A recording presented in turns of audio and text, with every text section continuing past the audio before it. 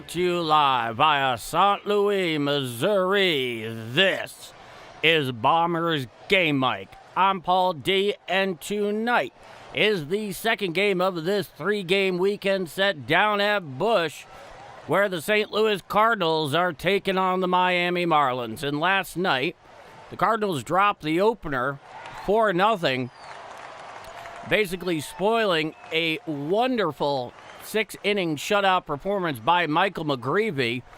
However, it would appear that Max Meyer had a little bit more in him, and of course, that Cardinal bullpen, which needs no further description. I think we all fully understand that. And so right now, the Cardinals are in a three-game skid, having lost the last two to Arizona and then last night. And that means they go to Andre Pallante. Andre Pallante very quietly has been an absolutely outstanding starter for the Cardinals in 2026. In fact, in his last four starts, he is 4-0 with an ERA, I think, of 2.19. Doesn't strike out a ton of guys, doesn't walk a ton of guys, but he's very effective. He can pitch to contact with relative success. Can even get some swings and misses, especially when he's working in his knuckle curve particularly well. Now, going for the Marlins tonight is the right-hander Ryan Gusto. He is in his second major league season, and he hasn't even played a full one. He got traded from Huston to Miami in a mid-season trade last year. And this year, he spent quite a bit of time down at AAA. He broke camp with the club, was sent down early, came back pretty much towards the beginning of June, as I recall. And in his last four starts, he's 0-2 with a an ERA over 8 or something like that, if I remember. And in 2026, batters are hitting, as I recall, 286 against him at the moment. Now, granted, his role is not as a perfectly defined starter every fifth or sixth day. He's a spot starter. He's an opener. He's a long reliever. But he hasn't done any of those things with any great success here in 2026. And that's the pitching matchup for tonight. So if you're just joining me here, join the Game Mic roll call. Let me know where you're watching or listening from in the chat. We lead off with Dwayne Smith. And yes, you are hitting leadoff. Yeah, I got here first. Like, thumbs up today. Always try to remember. Well, thank you so much, Dwayne Smith. Bird fan, of course, Ethan. Signing in from the Wisconsin Dells. A Midwestern rite of passage. I envy you, Ethan. Dells are a lot of fun. Chuck Gaiman, what's up, Paul? The Cardinals are up. Or at least in the last three games, they've been down. But not too much. I am here doing the play-by-play tonight, with scheduled first pitch to start in about 5.5 minutes. USAA brat. Time in FTM. United States Army Air Corps? Let me know. And then, of course, Justin Beasley. Good evening, chat. Good evening, Paul D. I saw the game is in a rain. Is it?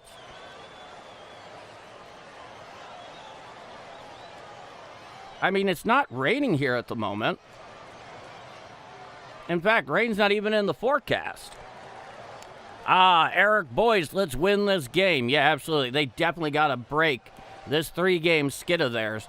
Well, here, let me give you the starting lineup for the visiting Miami Marlins. Leading off and playing second is Xavier Edwards. Batting second at shortstop is Otto Lopez. At playing first and hitting third is Stowers. At cleanup out in left field is Heriberto Hernandez. Batting fifth out in right field is Casey. Batting sixth in center field is Marcy. Batting seventh at DH is Conine the Younger. Batting eighth at third base is Sanoha.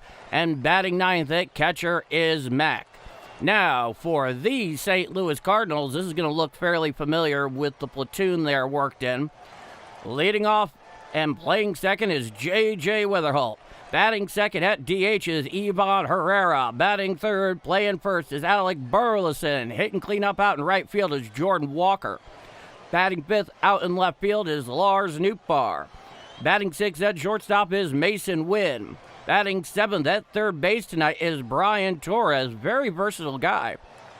Batting eighth at catcher is Jimmy Crooks. And batting ninth out in center field is Nate Church. It looks like Blaze Jordan is at least getting the night off here. And that's probably the most meaningful deviation from the lineup that we've come to expect over the last 2 weeks from Marley Marmol. More going on here. TN Bigfoot. Hi there, Paul. Howdy, TN Bigfoot, or Tennessee Bigfoot. Thank you so much for joining us. Good to see you. My apologies. It was an old post on X from last night. Worry not. Paul D, the man, the myth, the legend. All at the same time, apparently, my friend. So we're about 3.5 minutes away here from first pitch. All right. 8th Air Force dependent. Survivor. Maybe you were in the 8th Air Force. The 8th Air Force, as in stationed out of Britain during the Second World War. The Heavy 8 is what they called it. Let me know about that, because if you are, well, I'm not denying it. It's just something that catches me by surprise, because you are definitely one of the few left. I'd be very curious to hear about your wartime experiences, to say the least. The flags behind me, though you cannot see them all in frame, and you may already be familiar with this, are the most of the flags of the major powers that comprise the Western Allies. And no, there's no Soviet Union in there. But that's a different story for a different time. Incredible stuff, this internet. Anyway, we're a few minutes away here from first pitch. Now, last night, obviously, the Cardinals dropped that one 4-0. A lot of it falls on the bullpen. Max Meyer was fantastic, and the offense just couldn't figure him out, couldn't figure out the Marlin bullpen, and that was the story last night. Now, as far as Andre Pallante goes, he's really cooking when he's attacking the zone. He has some swing and miss stuff. Like I said, when he's having his best night is when he really has command of his knuckle curve. A very effective pitch when he has the feel for it, able to locate it, use it as he chooses to. And, you know, hopefully we get that tonight, because he has been on an absolute roll here, having a really great June and overall a great 2026. Now, here come the St. Louis Cardinals taking the field. Now, for Andre Pallante, let me give you his full stats this year. In 15 games, he's 9-4 with a 3.59 ERA over 82 2/3 innings pitched. 64 strikeouts and a whip of 1.19. 25 walks against 64 strikeouts. So you know he is doing particularly well this year.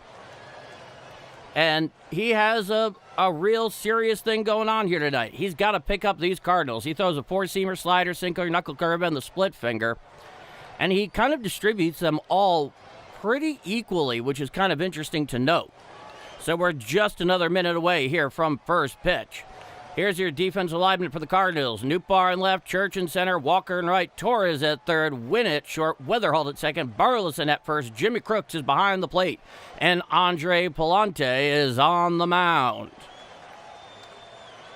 And shortly stepping into the box is going to be Xavier Edwards, having a fine season himself, hitting .293 with a .799 OPS.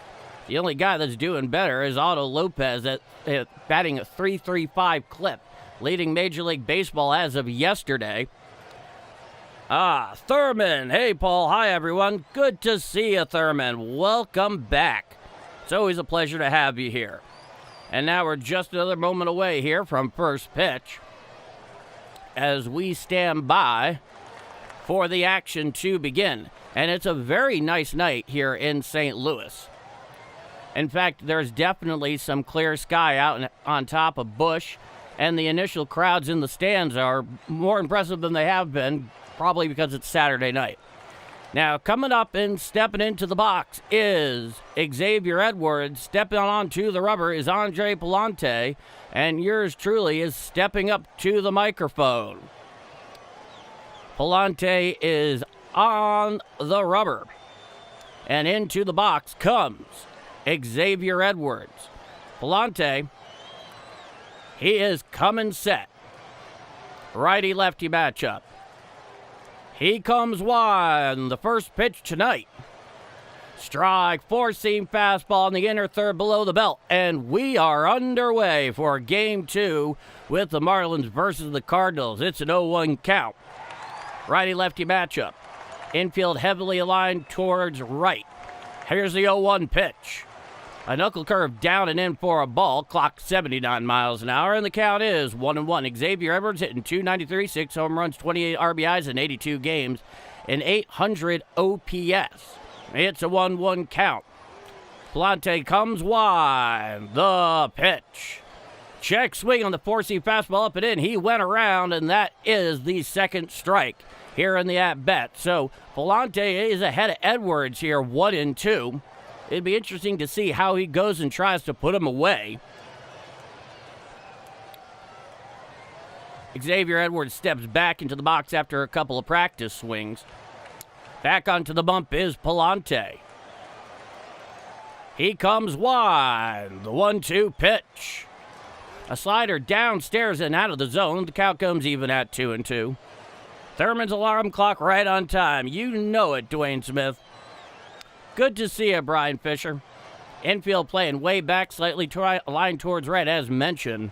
It's a 2-2 count. Winds Pallante, the 2-2 pitch. Check swing on the slider down in. Did he go around? Yes, he did. That blew down the third baseline for the first out of the inning. So 1 out via strikeout from Andre Pallante. That's the forward-facing K on the check swing. Looks like it was on a knuckle curve down and in, and that's the first out of the inning. And there's your whistle for you whistle enthusiasts. Stepping into the box is the righty Otto Lopez. It'll be a righty-righty matchup. Nobody on, 1 out, top of the first. Here's the first pitch from Pallante. Four-seam fastball just a little low on the outside corner. The count is 1-0. We need 6+ out of Pallante tonight, preferably. Otto Lopez, 335, 6 home runs, and 35 RBIs. Righty-righty matchup. Coming winds Pallante, the 1-0 pitch. Check swing on the slider on the outside corner, still called strike, and the count is 1-1. Robert Weller, Niceville, Florida. Let's win tonight. You know it. It's a 1-1 count. Pallante looks in. He comes wide, and here's the 1-1 pitch. Hit on out there into right field, giving chase is Jordan Walker. It's over his head, and it bounces off the wall. He picks it up there in the warning track out in right field. Going into second, going down to third is Otto Lopez, and he will be in with a stand-up 1-out triple here in the top of the first inning. All right. That was definitely not the outcome you were looking for. Let's get you this thing. So it was a slider that was left up out over the plate, and Otto Lopez went the other way and put it in the corner, and then Jordan Walker had to find a way to chase it down after the weird carom. So runner on third with 1 out. Now here comes the first baseman, Stowers. They are playing the infield in. They're right up against the lip of the grass. First pitch to Stowers. Strike, four-seam fastball, BB on the outside corner, and the count is 0-1 from Pallante. Stowers hitting .224, 8 home runs and 30 RBIs in 58 games, a .733 OPS. Runner leads off third. It's an 0-1 count. Now here's the 0-1. A slider just missed the outside corner. Not impressive, blew behind the dish, and the count is 1-1.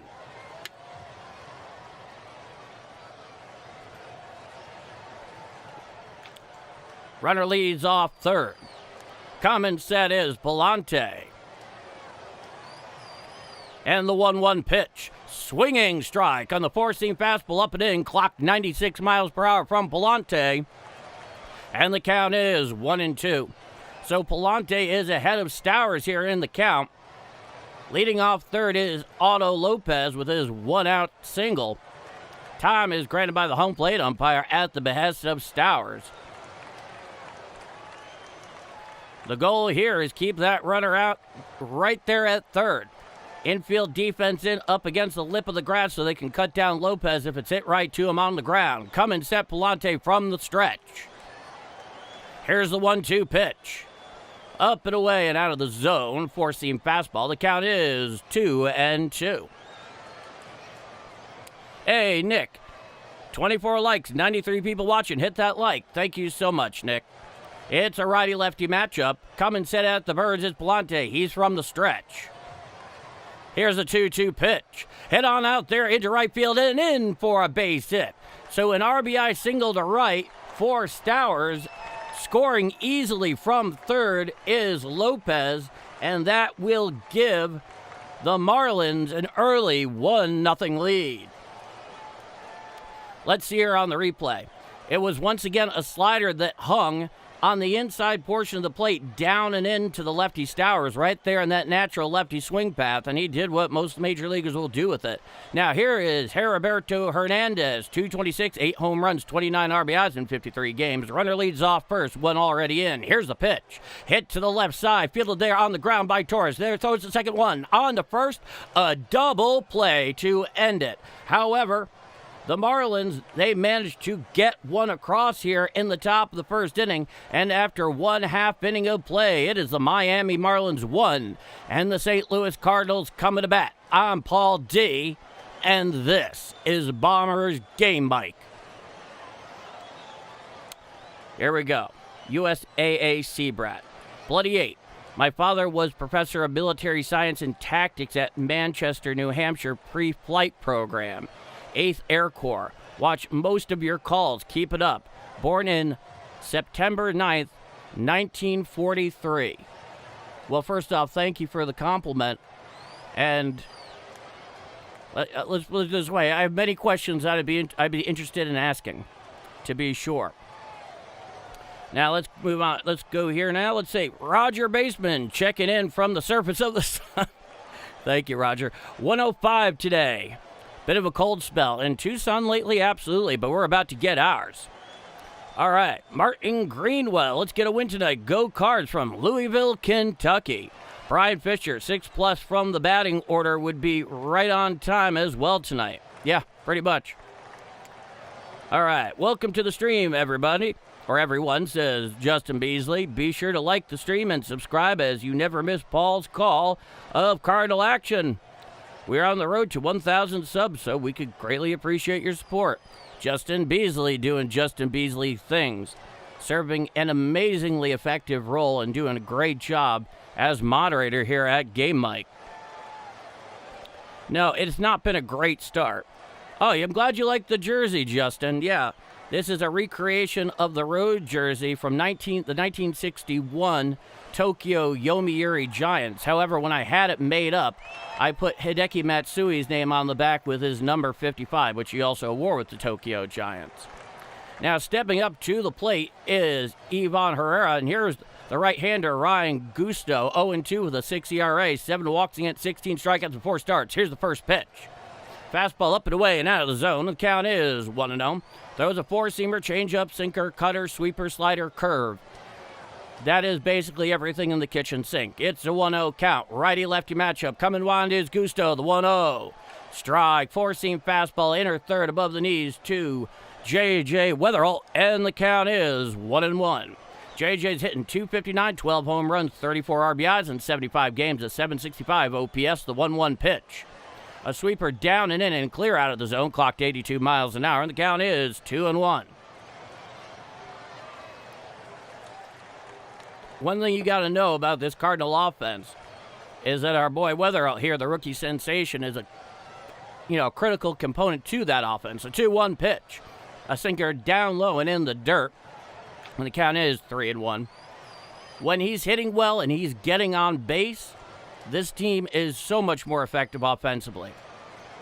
Righty-lefty matchup, Gusto. He comes set. He comes wide. The 3-1 pitch. Head on out there to center field. Going over a couple of steps is the center fielder. He makes the catch for the first out of the inning.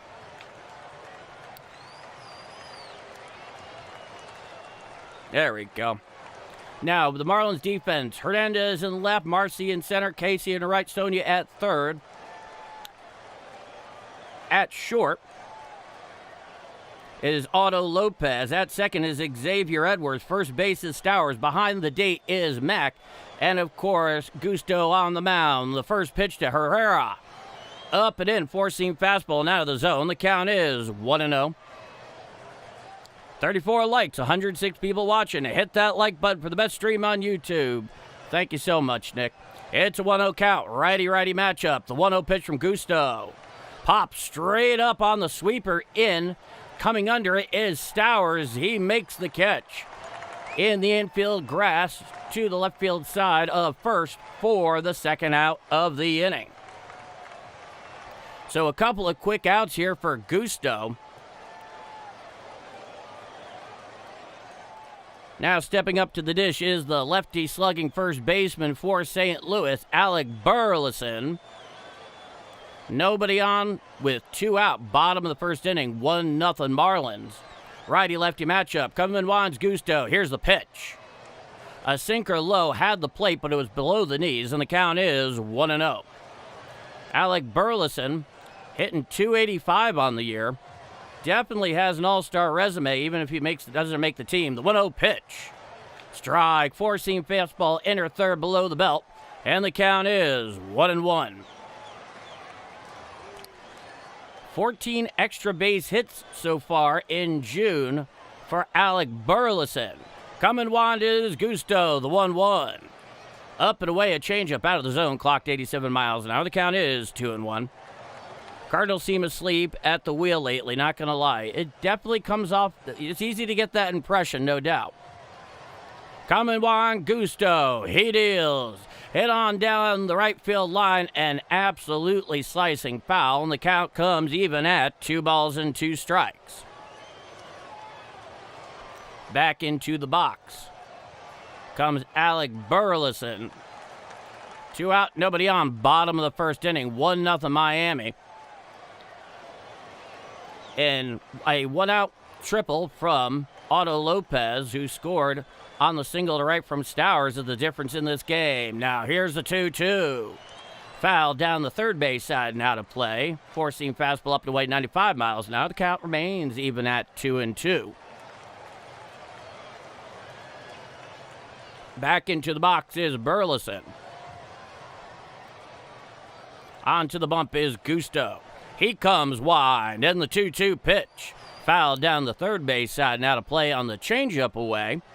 And the count remains 2-2.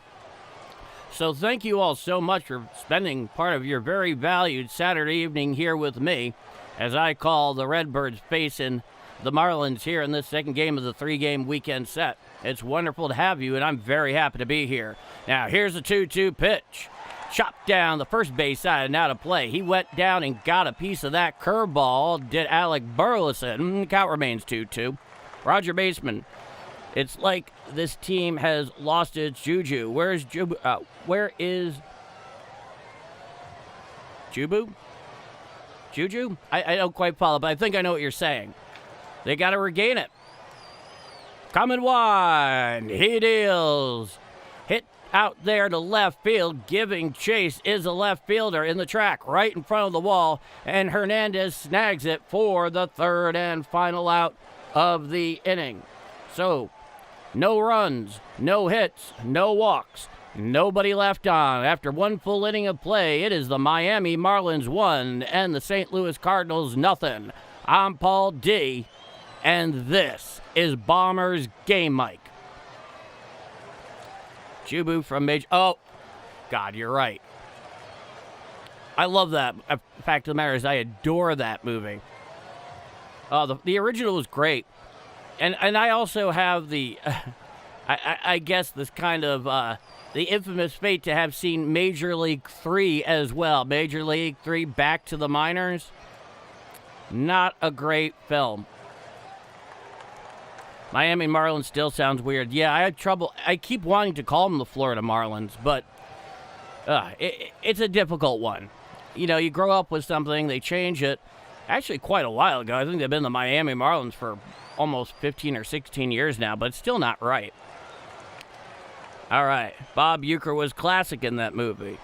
Just a bit outside. I'm saving that for a good occasion at some point, by the way. Eric Boyce. I'm going to get mad if they can't if they can't get us any runs.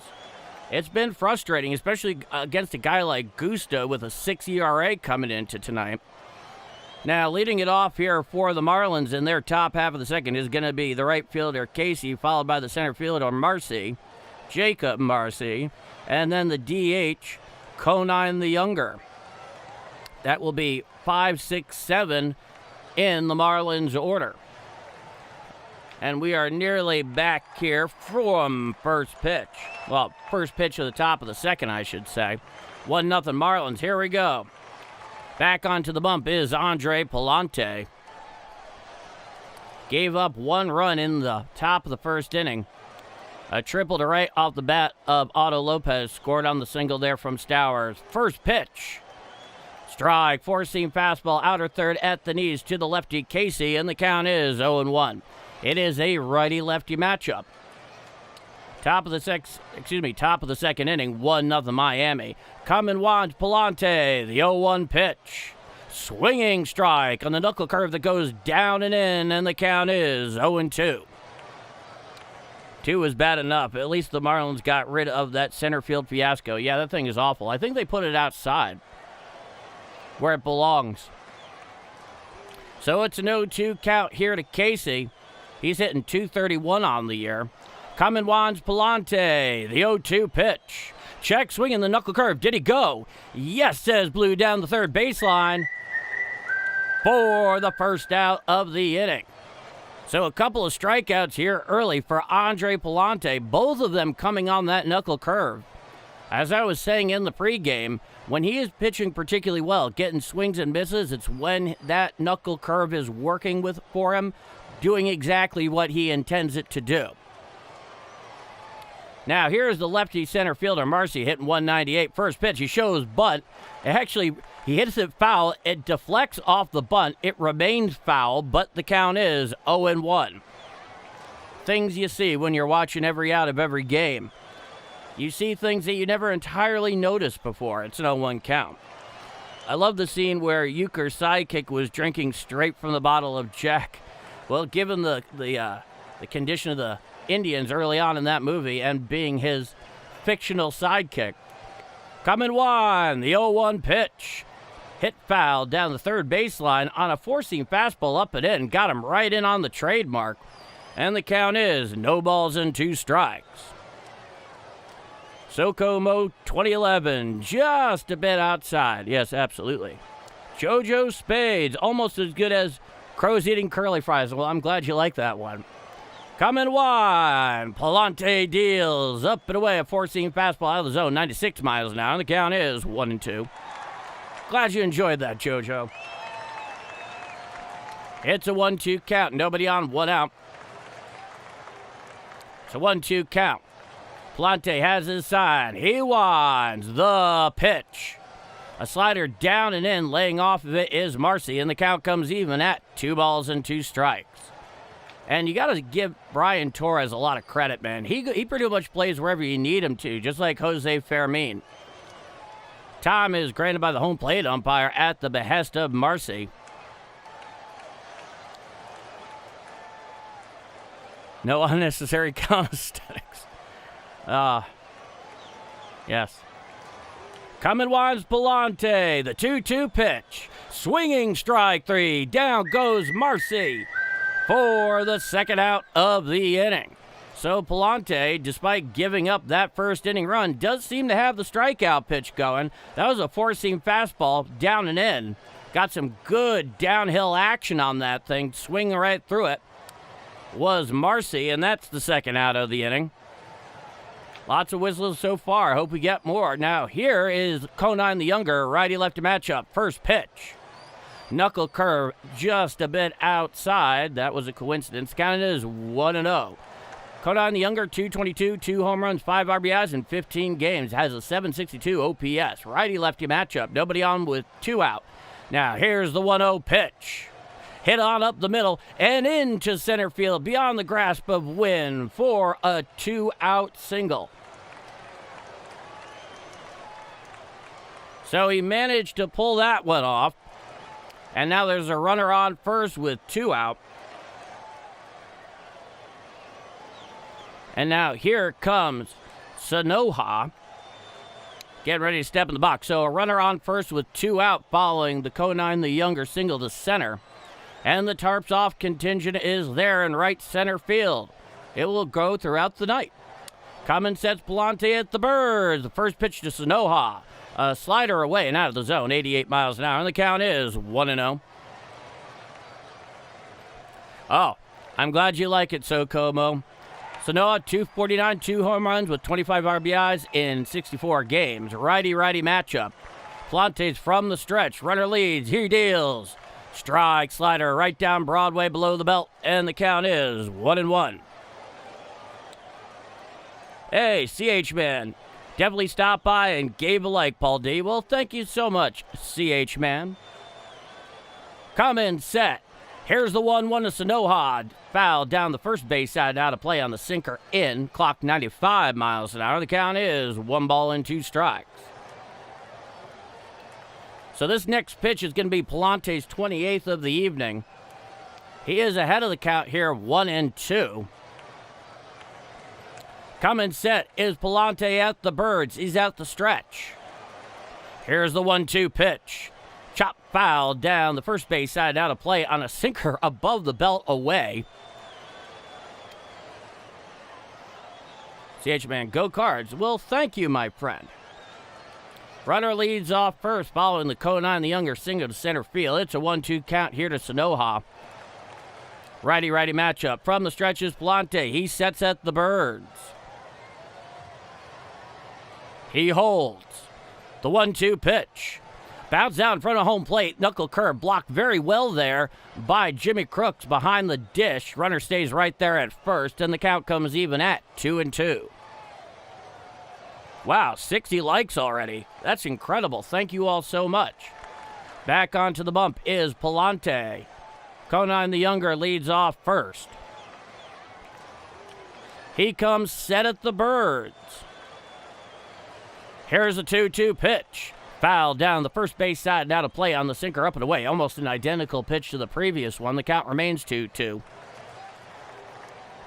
And man, does Sanoha have a baby face or what? He just has like one of the youngest faces you'll ever see in Major League Baseball. Pallante is from the stretch.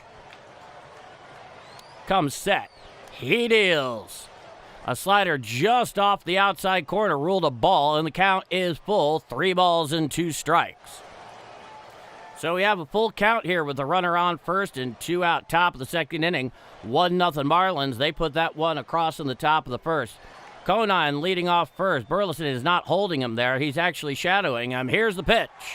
Popped up behind the plate, giving chase is Jimmy Crooks towards the Marlins dugout, calling for it is Torres. He makes the catch in foul territory for the third and final out of the inning.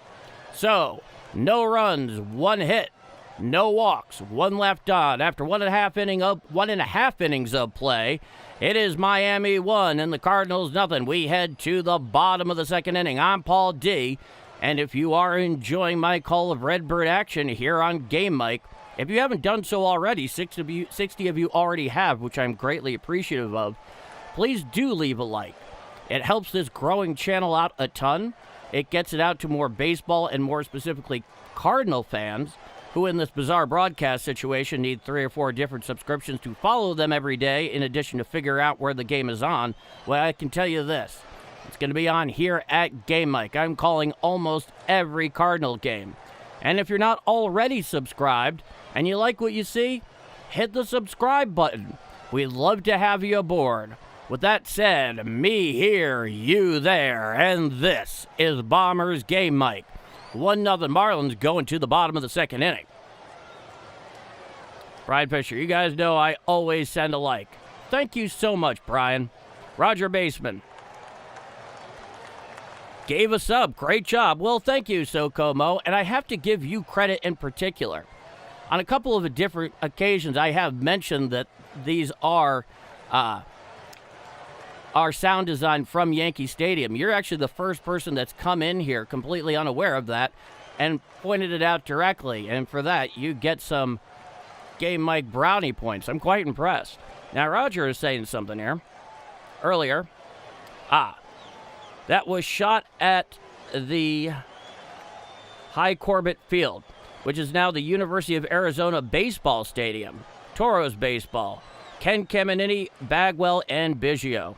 Man, I try not to think about Ken Caminiti, just given how he passed on. I actually remember that day fairly well.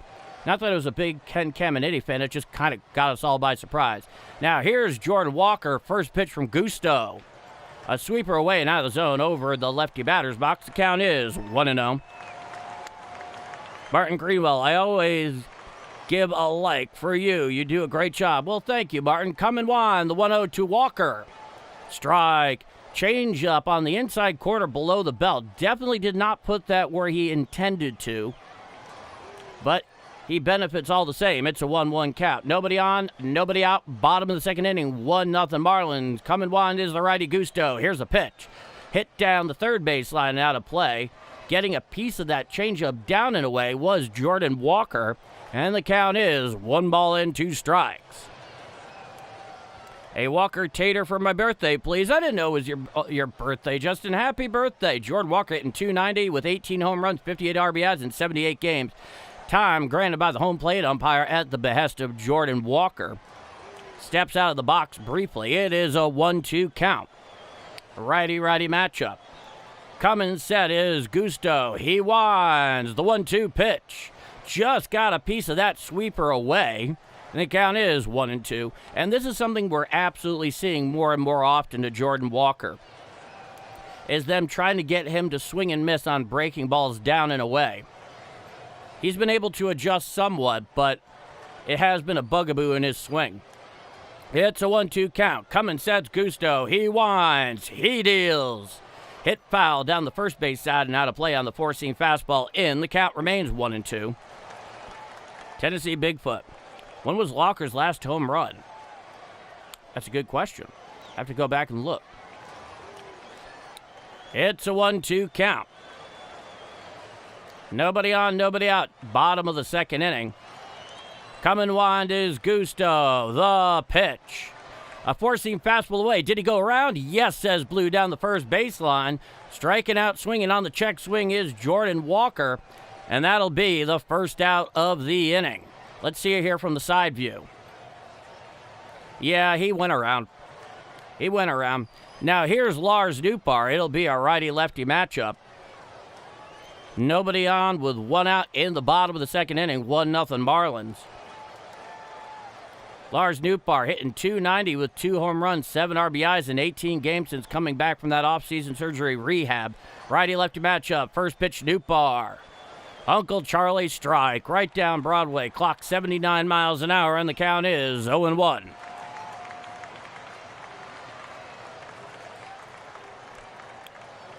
Coming wind is Gusto. He deals. Fouled back on the sweeper in, and the count is now 0-2. Zeke. Paul D. broadcasts are the solution to Cardinals baseball broadcasting chaos. Hit the like if you agree. Well, thank you so much, Zeke. I'm so glad you get as much out of this as I enjoyed doing it. Come in set. Winding is Gusto. The pitch. Change up down and in and out of the zone. The count is 1-2 to Lars Nootbaar.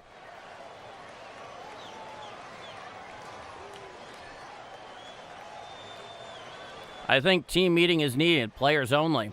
Maybe so. Coming wind is Gusto. The 1-2. Curveball bounces out in front of home plate. Clocked 80 miles an hour. And the count is even 2-2 to Newt. Newt hitting .290 since coming back. He has definitely been a player. A very big addition. It really lengthens the Cardinals lineup for the most part. Nobody on with one out. Coming wide. The 2-2 pitch. Curveball just off the outside corner, and the count is full. 3 balls and 2 strikes.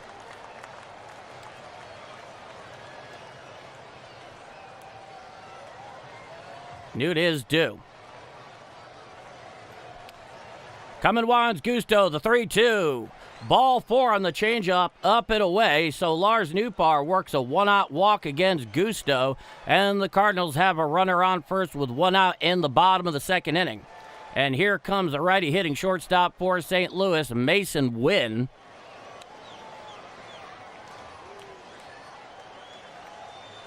I think there's a lot of things that have been going on. I mean, they've had some days, but they are far better with Lars Nootbaar in every aspect out in left field.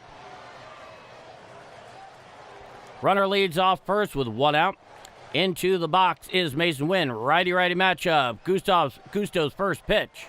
A four-seam fastball ruled a ball up and away. Challenged there immediately by the catcher, Mack. And so we have an ABS challenge coming in, our first of the night. Let's see what it says. We await the... Oh, and it missed by a lot. So call confirmed, and that is the first ball. And the Miami Marlins lose one of their two ABS challenges allotted in regulation. So the call is upheld for a ball. And, of course, the Cardinals scorebug here on Cardinals.tv took away the Cardinals ABS challenge. They just fixed it. Coming sends Gusto from the stretch. The 1-0 pitch to Win. Hit on out to right field. Going towards the line is the right fielder battling the sun. He makes the catch for the second out of the inning. So a very quick at-bat there by Mason Wynn. And now here comes the lefty, Brian Torres, one of a duo of super utility players between him and Jose Fermin.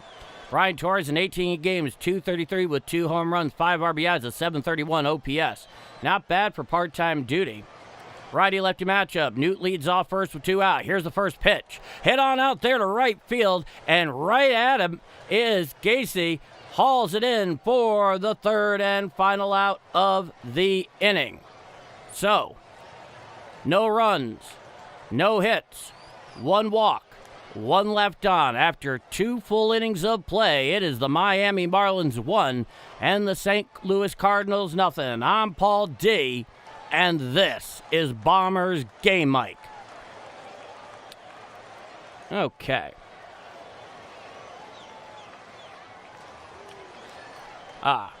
Rick Mueller. How can you not get behind a bunch of young men playing their dreams out? They're out there every day doing what they love and enjoying every moment of every play. And I think that's really been part of the charisma of this team this year, is that they are young. They have been playing largely without expectation, and they do seem to have good team chemistry. Been a hard run of late, but overall, that's certainly been what it looks like. Alrighty here. Oh, and there is a super chat. $5 from Braylon Beasley. Braylon, thank you again so much. I really appreciate you have been remarkably generous with these super chats, and they're both very much appreciated, and I'm not going to say they don't help. And thank you so much for that. And yes, indeed, this is my time to remind you that, yes, I can now accept super chats here. So if you are so inclined and you wish to do so, by all means, I would greatly appreciate it, no question whatsoever. But I'm going to ask as a friend asking for a favor. Do not spend a single penny on me here on Game Mic that you absolutely need for yourself. That's just something I would not want to know. But whatever the case is, Braylon, thank you so much. All right, we are back here for the top of the third inning. Leading off is the 9-hitter Mack, followed by Edwards and Lopez. Here's the first pitch. 4-seam fastball just off the inside corner to the lefty hitting Mack, and the count is 1-0. The lefty hitting catcher Mack, he is currently hitting .258 on the year. Here's the 1-0 pitch. Hit to the right side and into right field for a base hit. Going over to right center and picking it up there is none other than Nate Church. So a lead-off single there for the lefty hitting catcher, Mack. There's a runner on first with nobody out for the Marlins here in the top of the third inning. Hey everybody, how's it going, Jimmy? Good to see you. Welcome back. So runner leads off first. And here comes Xavier Edwards for his second at-bat of the night. He is 0 for 1. Runner leads off first. Righty-lefty matchup. Coming set from the Birds is Pallante. First pitch Edwards. He gives bunt. Goes down the third base line. Played there by Brian Torres, but he bobbles it. Can't get a handle on it. And it's an infield single there for Xavier Edwards, and now the Marlins have runners on first and second with nobody out. Hey, good to see you, Brother Joe. Blues got some really good draft picks, just saying. So now there's a runners on first and second. Basically, it was a bunt that caught the infield defense on their heels. Charging in was Brian Torres, but he bobbled it, couldn't get the handle and make the throw to first. Now here's the righty Lopez.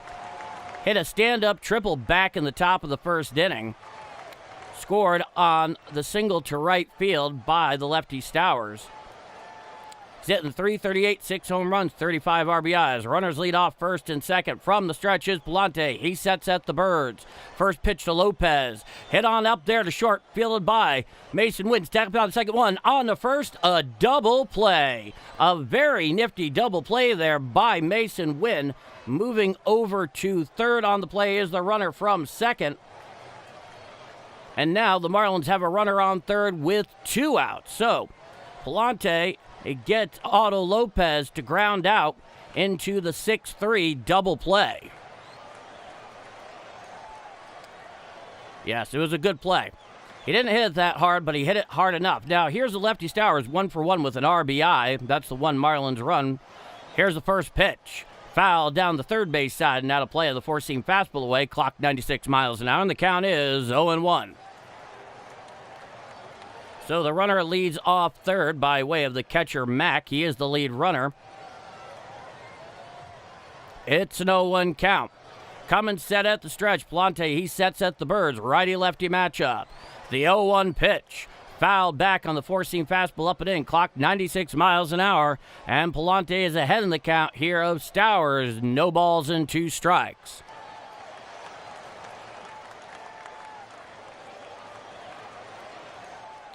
Back onto the bump is Pallante. Next pitch is going to be his 39th of the evening.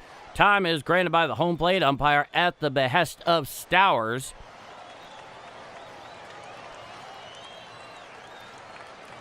The question here is, where will Pallante go ahead in the count? He comes set at the Birds. The 0-2 pitch. Hit to the right side and just fouled down the first baseline. A bit of a chopper went clear foul.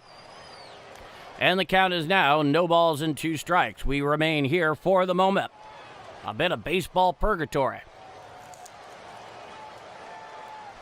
Runner leads off third. Coming set is Pallante. Here's the 0-2 pitch. Well up and away and out of the zone. A very nice snag there by Jimmy Crooks to make sure that thing didn't go flying back to the netting behind home plate. And the count is 1-2. That was the 40th pitch for Pallante in 2 2/3 innings of work. Common set is Pallante. He deals. Foul down the third base side and out of play on the four-seam fastball up and away. The count remains 1-2. Hey, it's Trisk. Hey, come on to St. Louis. Let's sub up Paul D and Bombers game Mike to 900. Like Chris Carter. Well, thank you so much, Trisk. It's always good to see you. Coming set is Pallante. Runner leads off third with 2 outs. The 1-2 pitch. Up and away, a sinker well out of the zone. Once again, an excellent job there by Jimmy Crooks to make sure that didn't go back and fly into the netting behind home plate. And the count is 2 balls and 2 strikes. So there's a runner on third with 2 out. Cummins sets Pallante against the lefty Stowers. The 2-2 pitch. A slider off the outside corner, clearly a ball, and the count is now full. 3 balls and 2 strikes. DJ Nick Fly, good evening. Little late checking in. Hope everyone is doing well. Cards need to get back on track tonight. You know it, DJ Nick Fly. Sparta, Missouri has entered the chat. Cummins set is Pallante. Here's the 3-2. Hit on up the middle. Right off the glove of Mason Wynn into right center field. Scoring easily is the runner Mack from third. And you're going to have to call that an error on Mason Wynn because he absolutely should have had that. It came up on a hop, deflected off his glove into right center field, and now the Marlins have a 2-0 lead. So as great as that double play ball was by Mason Wynn, that was equally bad. That is a play that he most certainly should be making. He didn't have to move very far to get the ball. I don't know if they're ruling that an error. Oh, yeah, they ruled it an error. So now there's a runner on first following the error by Mason Wynn. Now here's Heriberto Hernandez. He's 0 for 1. A sinker up and in and out of the zone. The count is 1-0. That sinker came in at 97 miles per hour out of the right hand of Pallante. Tell me about it, Trist. Tell me about it. It is 2-0 Miami. Coming set is Pallante. The 1-0 pitch. Check swing on the sinker up. Did he go around? No, says Blue down the first baseline, and the count is 2-0. With Hernandez, it is a righty-righty matchup. Ah, hello, Mr. Canadian Turkey. Coming set at the Birds is Pallante. The 2-0 pitch. Hit back behind the plate and clear out of play on the slider up and away. Probably the best outcome you could have hoped for a slider in that particular position of the strike zone. The count is 2-1. Good to see ya. So a runner leads off first with 2 out, top of the third inning, 2-0 Miami. It's a 2-1 count here to Heriberto Hernandez, who's 0 for 1. Here's the 2-1 pitch. A sinker up and away and out of the zone, and the count is now 3 balls and 1 strike. Yes, Doe, indeed, Roger. It's a very much a Homer Simpson moment. Jerry Wallace. Let's go Cards. What's up, Paul D? The Cards are up. Coming set. It's a 3-1 count. Here's the 3-1 pitch.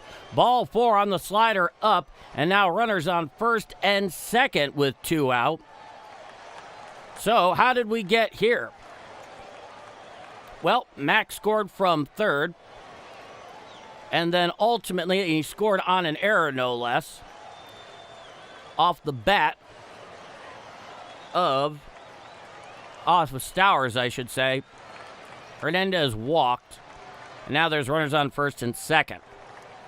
This doesn't look good. St. Louis is getting manhandled by Miami. It looks like we'll be looking up at Miami by Sunday unless something breaks loose here. Never write history before history writes itself. We shall see. We shall see. Runners lead off first and second. Next pitch is going to be Pallante's 50th.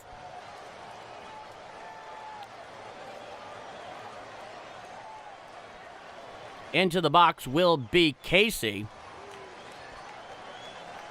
And there does seem to be some guest in the booth in the Cardinal broadcast. And, of course, they're continually showing that compared to anything relevant that's on the field, which is by far the priority. Righty-lefty matchup. Casey's 0 for 1. Coming set Pallante. First pitch to Casey. Strike. Four-seam fastball. Outer third below the belt. Clock 96 miles an hour, and the count is 0-1.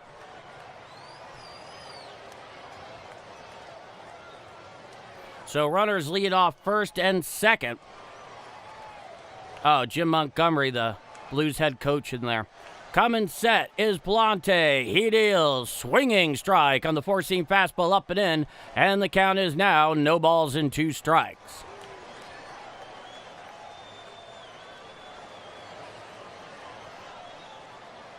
Back onto the bump is Pallante. He comes set at the stretch. He sets at the Birds. It's an 0-2 count to Casey. He comes set. He deals. A knuckle curve that bounces out in front of home plate. Blocked very well there by Jimmy Crooks. And the count is 1-2. So runners do lead here. One already across for the Marlins in the top of the third inning. Jimmy Crooks putting in that pitch comment. He has it on his right knee pad. Here's the 1-2 pitch. Swinging strike 3. Casey goes down hacking for the third and final out of the inning. However, Miami puts one more across. And after 2.5 innings of play, it is 2-0 Marlins going to the bottom of the third inning. I'm Paul D.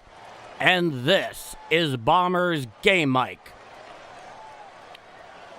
It's alarming, JB. I'm usually pretty grounded here, but I can't help but be nervous right now. Not sure what it is. Ollie, Brown, or is it some conflict in the locker room? Well, not every time a team is playing generally poorly is there a conflict in the locker room, but honestly, sometimes you run into some good pitching, clearly. Offenses go through spells. I mean, let's put it this way. The Cardinals are not the Mets right now. Not even close. And, well, it would be really timely and really clutch for them to get their offense rolling here against Gusto. We'll see what happens.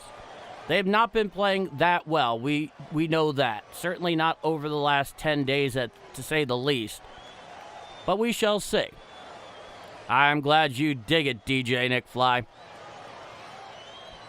But, yeah, I know you're generally quite grounded. I've noticed that. So your observation is well taken. It's really hard to know. The clubhouse, even in this day and age, can be very insular. Winning heals all wounds. Yeah, this is true. All-Star break should help the Birds immensely. Yeah. All right, we're here for the bottom of the third inning. Leading off for the Cardinals is going to be Jimmy Crooks, then Nate Church, then back to the top of the order with J.J. Weatherall. And stepping into the box is the lefty hitting catcher, Jimmy Crooks. It looks like Gusto is out there for his third frame of work. Jimmy Crooks hitting 170 with 1 home run, 7 RBIs in 17 games, has a 541 OPS. Not great numbers. It's a righty-lefty matchup. Coming wide is Gusto. First pitch to Crooks. Strike, four-seam fastball, outer third above the knees, and the count is 0-1. Yeah, he really does need to start hitting the ball. Now, here's the 0-1 pitch. Swing, and he just gets a piece of the curveball in, and the count is now no balls and 2 strikes. I don't know if it's a change in character so much as it is a change in result. Like I said, not everything is due to conflicts of personality. Here's the pitch.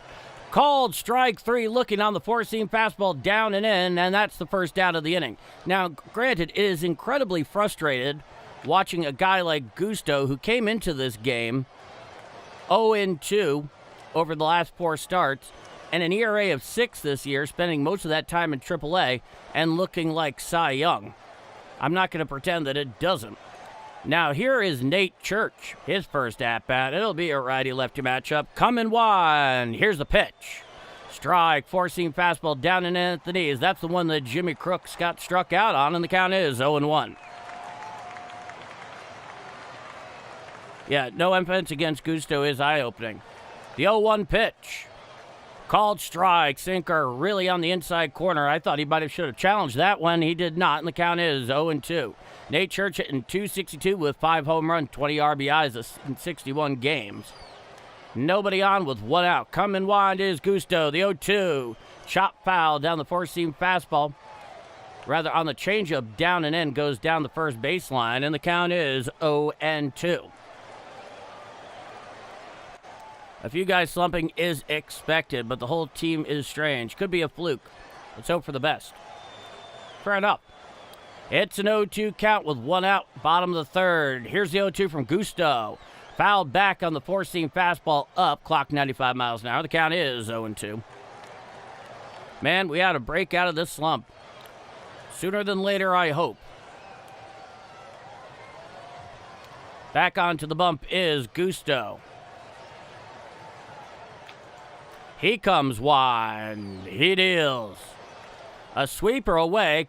Called a ball. Challenged immediately there by the catcher, Max. So we have another ABS challenge incoming, and I think he's going to win it. Let's see.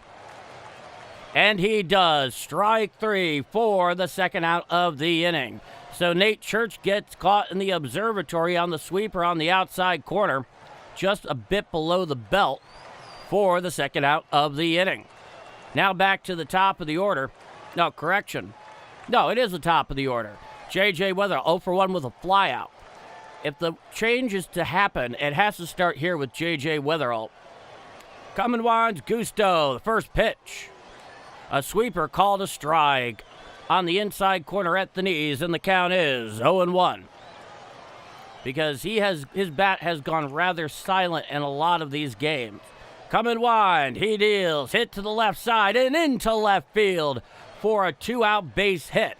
So J.J. Witherholt serves it out there to left field for a 2-out single, and now here comes Ivan Herrera. A nice piece of hitting there by J.J. Witherholt. All right, let's see it on the replay. It was just a four-seam fastball right down Broadway. Went the other way with it. A very nice piece of hitting there.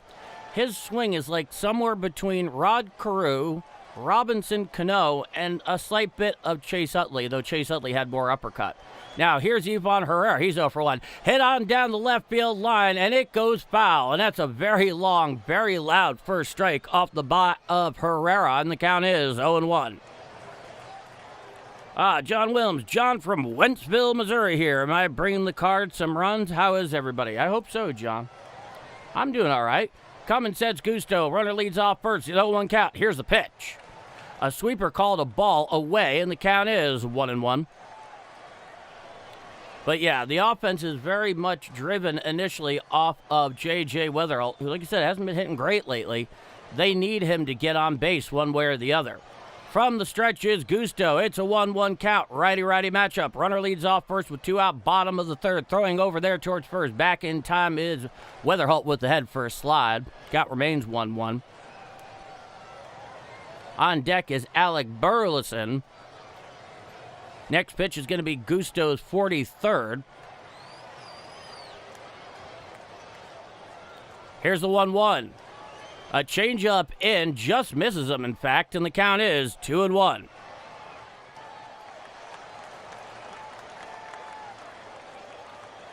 Runner leads off first with 2 out, bottom of the third inning, 2-0 Miami. It's a 2-1 count. From the stretch is the righty Gusto. He deals to Herrera, and it hit it out to right center field, charging into the center field, and it falls in for a base hit. Going all the way to third on the play is J.J. Witherholt. So a bloop single to right center field off the bat of Ivan Herrera, and the Cardinals have runners on first and third with 2 out, and here comes Alec Burleson. And he hit it off right near the trademark, held up there for a while. They were playing him back, and it fell in right in front of him. Now he's on first and Witherholt's on third. So a runner on first and third with 2 out for Alec Burleson. It'll be a righty-lefty matchup. Burleson is 0 for 1 tonight. Here's the first pitch. Chop foul down the first base side. Now to play on the changeup in. The count is 0-1.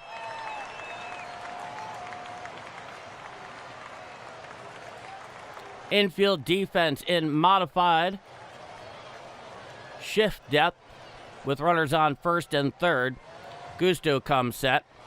Here's the 0-1. Change-up strike, and challenged immediately there by Alec Burleson, and I think it's a good challenge. It was a change-up up and away, and it looked high. Let's see what the ABS challenge tells us. Oh, and it definitely missed the zone. A very good challenge by Alec Burleson, and the count is 1-1. It missed by 1.3 inches up and away. I'm glad to see he challenged it.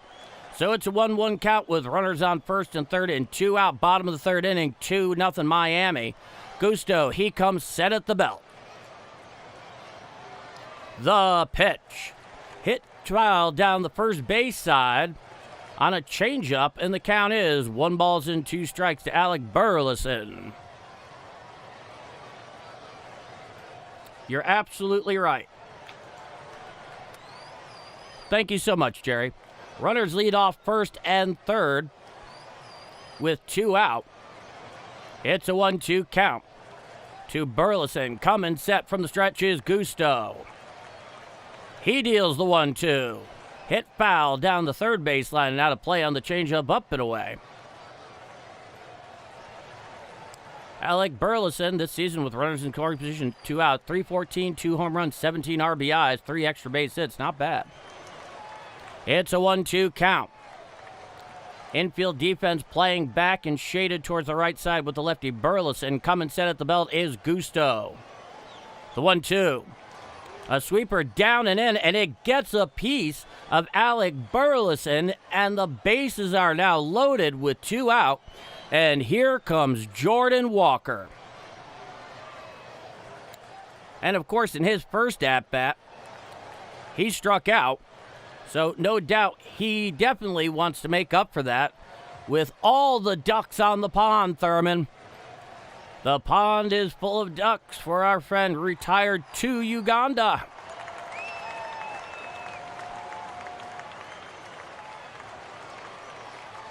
Oh, very good, John.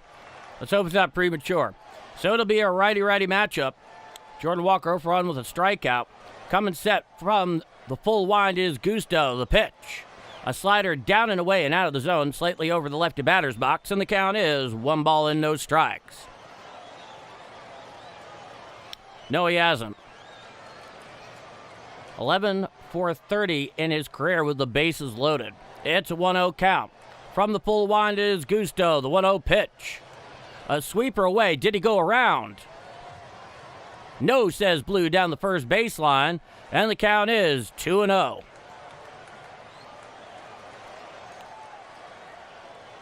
So the bases are loaded with 2 out. 2-0 Miami, bottom of the 3rd inning. Coming wind is Gusto, the 2-0 to Walker.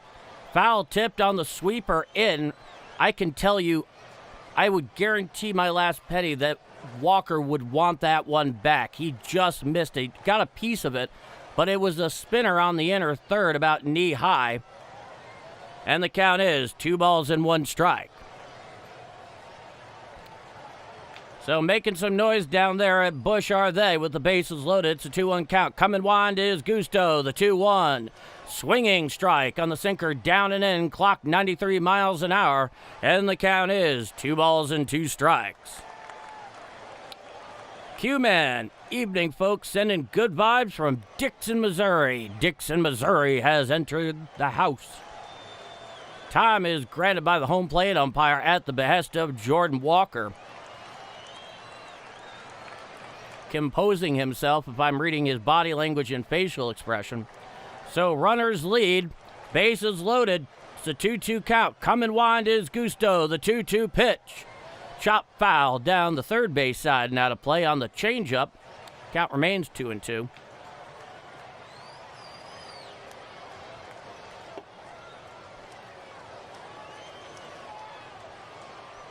Back onto the rubber is Gusto. Runners lead. Bases loaded with 2 out. Bottom of the 3rd inning. 2-0 Miami. It's a 2-2 count to Jordan Walker.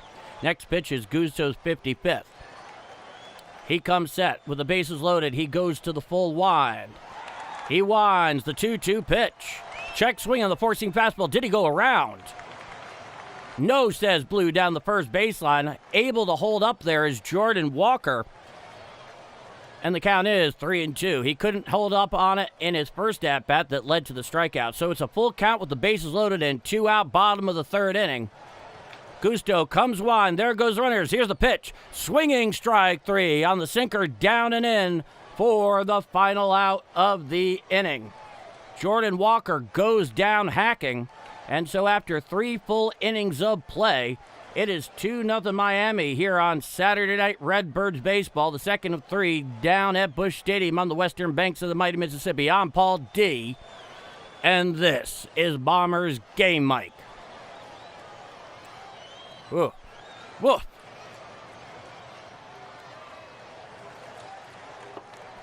There was nothing about that I liked. That was not fun at all.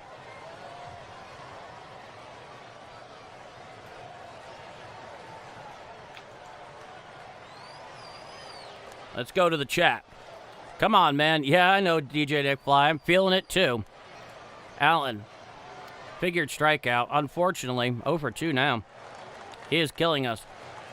At the moment, he has not been good. Overall, he's been outstanding.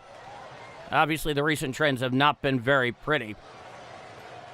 He'll figure it out. He's a tough guy. Gut punch indeed, Justin. Jerry. You've got to be kidding me. Unfortunately, I am not. That was a rough way to go. 100%. Brad Fisher, it's fine. Everything is fine. Referencing the meme.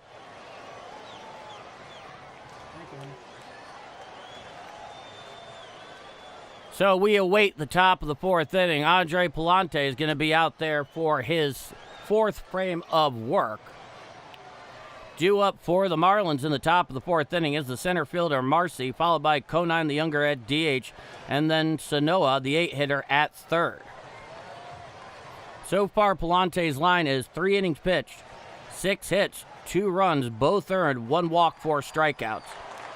And he is back onto the bump. He will face the lefty Marcy, who's 0 for 1 with a strikeout. Righty-lefty matchup. Pallante comes wine. The first pitch to Marcy. A slider called low over the plate. I am absolutely shocked Jimmy Crook did not challenge that, and the count is 1-0. Cardinals still have both their ABS challenges. Pallante comes wide. The 1-0 pitch. Hit out into right field and in and down the line and into the corner for a base hit. Picked up very well there by Jordan Walker. Throws it back in. So Jacob Marcy has a leadoff stand-up double for the Marlins here in the top of the fourth inning. That was Pallante's 55th pitch. Jaywalk has fallen into the same old bad habits. This is why I question Brown. Seems like St. Louis needs to expand the Jupiter hitting lab to St. Louis dugout full time. Perhaps so.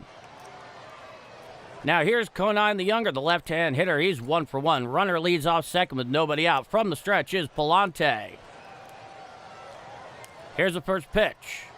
Strike, four-seam fastball down Broadway, and the count is 0-1. Conine the Younger, 1 for 1, 243, 2 home runs, 5 RBIs in 15 games. Runner leads off second with nobody out. It's an 0-1 count. Coming set at the stretch is Pallante. He sets at the Birds. The 0-1 pitch. Just got a piece of that knuckle curve. Rolls over there to the Marlin on deck circle. And the count is 0-2. Max, it's good to see you. Did you win today? I just hate the Marlins team. Fair enough, Eric. From the Birds is Pallante. Time is granted by the home plate umpire at the behest of Conine the Younger.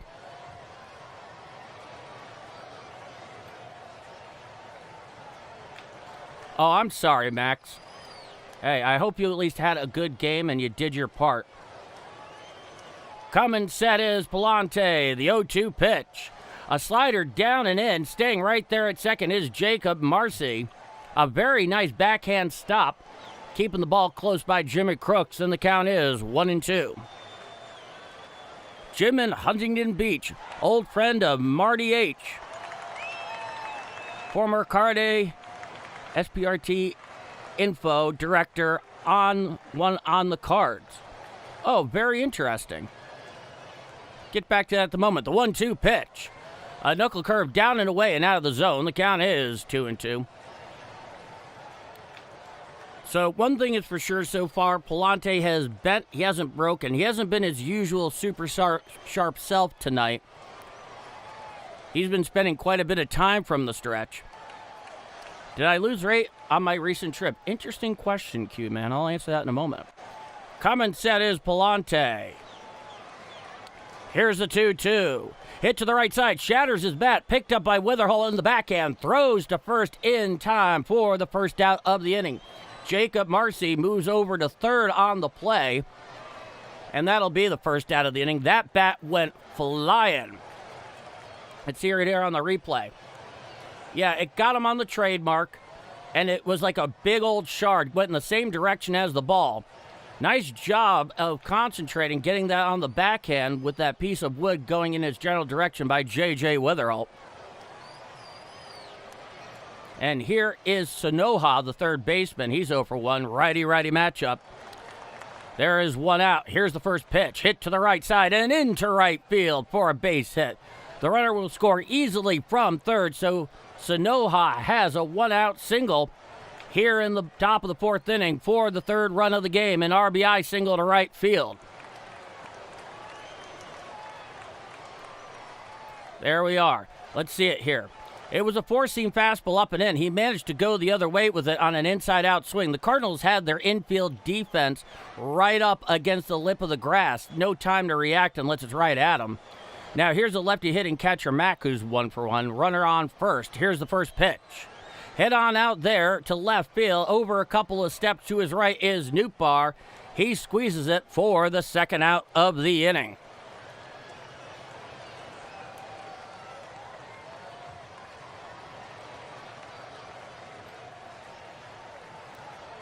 Now back to the top of the order with Xavier Edwards. 62nd pitch by Pallante. One across here in the top of the 4th inning for the Marlins. They lead it 3-0. And into the box is Xavier Edwards. It'll be a righty-lefty matchup with the runner leading off first, following Sanoja's RBI single to right field. Here's the first pitch. He goes down toward second. Here's the throw. Here's the play. And the throw gets away there from Mason Wynn, so he steals second safely, does Sanoja. The pitch is ruled a ball, and the count is 1-0. So there's now a runner on second with 2 out. Had Wynn held on to it, he might have gotten Sanoja there. It was a good throw by Jimmy Crooks. Let's see it. Oh, he absolutely would have had him, but he could not bring it in. Let's see on the other side here. Once again, that ball just absolutely deflecting off the glove of Mason Wynn. So a runner on second with 2 outs, a 1-0 count. Coming set at the Birds is Pallante. The 1-0 to Edwards. Hit to the left side and into left field for a base hit. Coming around third is Sanoja. He's running home. Here's the throw. It's cut off. And between first and second is Xavier Edwards. Brian Torres runs him down. And he goes and throws down towards second. Witherall applies the tag, and he is out at second. However, there is a score. A runner scores from third by way of Sanoja at third. But, however, that is the third and final out of the inning. And now the Marlins have a 4-0 lead going to the bottom of the 4th inning. I'm Paul D., and this is Bombers Game Mic. They're basically killing the Cardinals one pinprick at a time. Okay, so have I lost a little bit of weight, Q-Man? Yeah, it has everything to do with when I was really sick when I was on the road. Food was not terribly attractive, so no, I have lost a couple of pounds. Death by 1,000 counts indeed, C. John. All right. On the bright side, by the way, I found the silver lining. If Ollie has a team fold on him 2 years in a row, St. Louis will likely replace him. And Joe Madden is a baseball analyst these days. I'd be curious to know what Joe Madden's thoughts are on coming back into managing. White Shadow with the $10 super chat. Thank you so much, White Shadow. I really, really appreciate that. You have been incredibly generous here since I've been able to begin accepting super chats, and I can't thank you enough for that. It's really appreciated, and, in all truth, is really helpful. Both you and specifically Braylon Beasley, the chip off the old block down there of our good friend and moderator, Justin. Thank you guys so much. There's nothing I can say that's commensurate with the generosity other than to say thank you. So we're waiting for the bottom of the 4th inning. 4-0 Miami. Where is everyone here from today? Who is your favorite team? I'd be curious to find that out too, John. So due up for the Cardinals is going to be Lars Nootbaar, followed by Mason Wynn and Brian Torres. Yeah, he's leading off. Here's the first pitch. Breaking ball up and away and out of the zone. The count is 1 ball and no strikes. That was the 57th pitch for Gusto. Nootbaar walked in his first plate appearance. Coming wide, the 1-0 pitch. Strike, slider, outer third above the knees, and the count is 1-1. Roger Baseman, I'd love Joe Madden. Can you imagine a World Series with Cubs and Cards? There would be some harsh feelings. Here's the 1-1. Hit to the left side and into left field for a base hit. So Nuke gets the party started with a leadoff single to left here in the bottom of the 4th inning for the Cardinals. And coming up is Mason Wynn. It was a breaking ball away, stayed up about thigh high, served it out there to left field, did Lars Nootbaar. Will he get another hit? Unfortunately, clairvoyance is not one of life's more fulfilling roles. Here's the first pitch. Sinker down and in for a ball, and the count is 1-0, which is to say that prophecy is not one of life's more profitable endeavors. Mason Wynn is 0 for 1 with a flyout, 242, 3 home runs, 31 RBIs. Runner leads off first. Here's 1-0 count. Here's the pitch. Strike, four-seam fastball, outer third above the knees, and the count is 1-1. Wow, we're already at 100 likes, 25 games in a row. Thank you all so much. This has been an amazing journey. Coming set from the stretch is Gusto, the 1-1 pitch. Up and in, a sinker out of the zone, clock 90 miles an hour. The count is 2-1 to the righty hitting shortstop for St. Louis.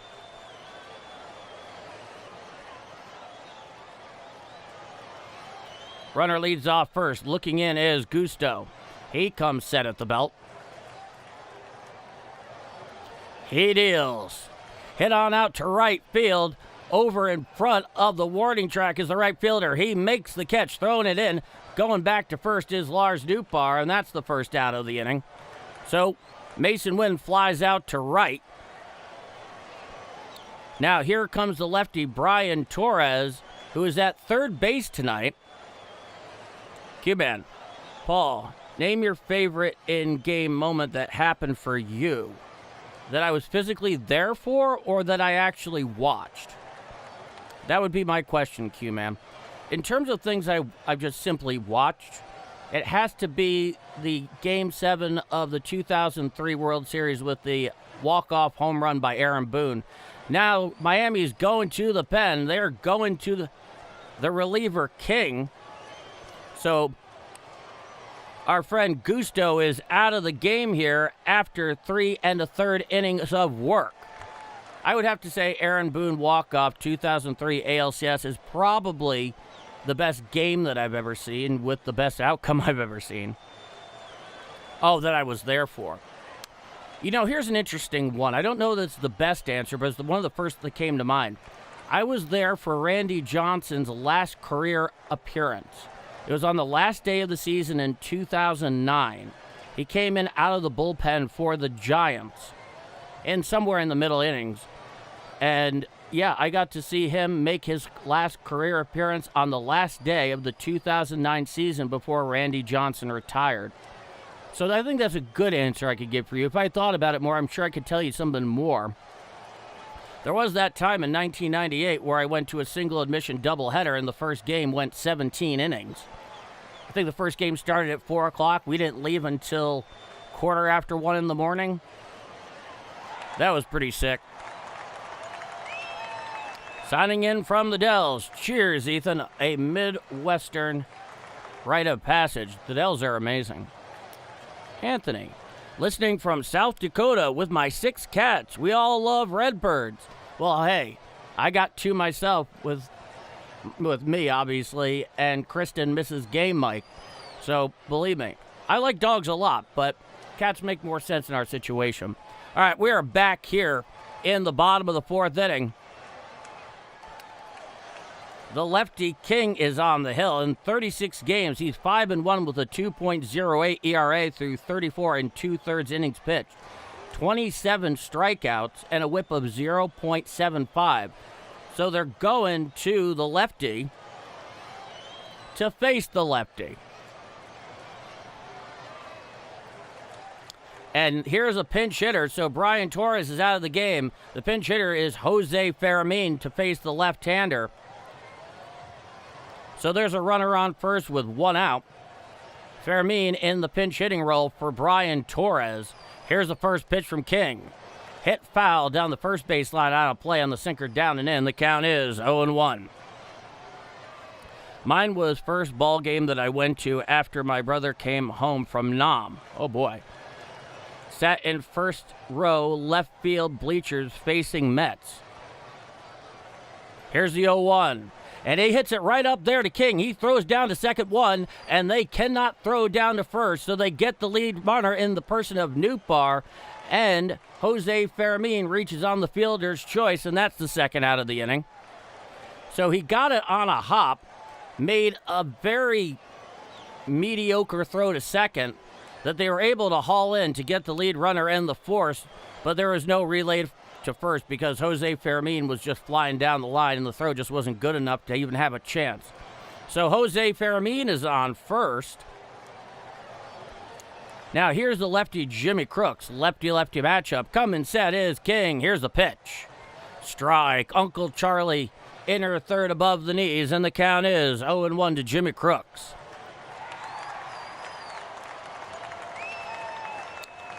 Coming set at the letters is King. He deals. Chop foul and off his foot. And the count is 0-2. See, John. Well, my girlfriend used to work for the Marlins and is a Reds fan. I'm not prepared for another Marlins loss.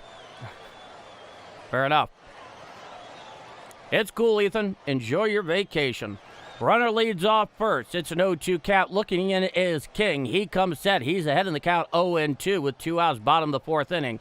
Here's the 0-2 pitch. Swinging strike 3 on the slider. Down and away for the final out of the bottom of the fourth inning. So, 1 hit. No walks. 1 left on. After 4 full innings of play, it is 4-0 Miami down at Busch Stadium on the western banks of the mighty Mississippi. I'm Paul D. And if you're enjoying my call of Redbirds action here on Game Mike, please do leave a like if you haven't done so already. It's really helping the growing channel get out there to more baseball fans and cards fans, in addition to having my personal gratitude for you doing so. And if you like what you see and you want to see more, hit subscribe. We'd love to have you aboard. With that said, me here, you there, and this is Bombers Game Mike. 4-0 Miami heading to the top of the 5th. Nick, 109 likes, 195 people watching. Let's go Cardinals, and don't forget to hit that like button, and don't forget to sub. Thank you so much, Nick. John Wilms, bye, Bird fan.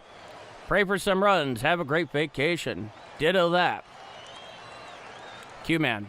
They were up 2 blocks from each other after Brock asked, "Who are you?" Okay, I'm definitely missing something here. Oh, here we go. Yogi saw my father from the dugout during BP, came out and talked to Dad for about 10 minutes. Yogi Berra was very known for his amiability towards fans. He was not in any way obsessed with himself as the great Yogi Berra. Yeah, he has 10 World Series rings and is one of the greatest catchers to ever play, but that's just not how Yogi rolled. And that's one of the things that really has endeared him to Yankee fans, in addition to his incredible play on so many of those great teams. But no, that's definitely straight in line of what everything I've heard about Yogi Berra in personal encounters. My stepdad remembers going and seeing him walk out after the game, drinking a Yoo-hoo and going up to a beat-up car. He never forgot that. All right, we are back here for the top of the 5th inning. Leading off is going to be Otto Lopez, followed by Stowers and Hernandez, 3, 4, and 5. Now here's the first pitch to Lopez. 4-seam fastball strike, sinker right down Broadway, and the count is 0-1.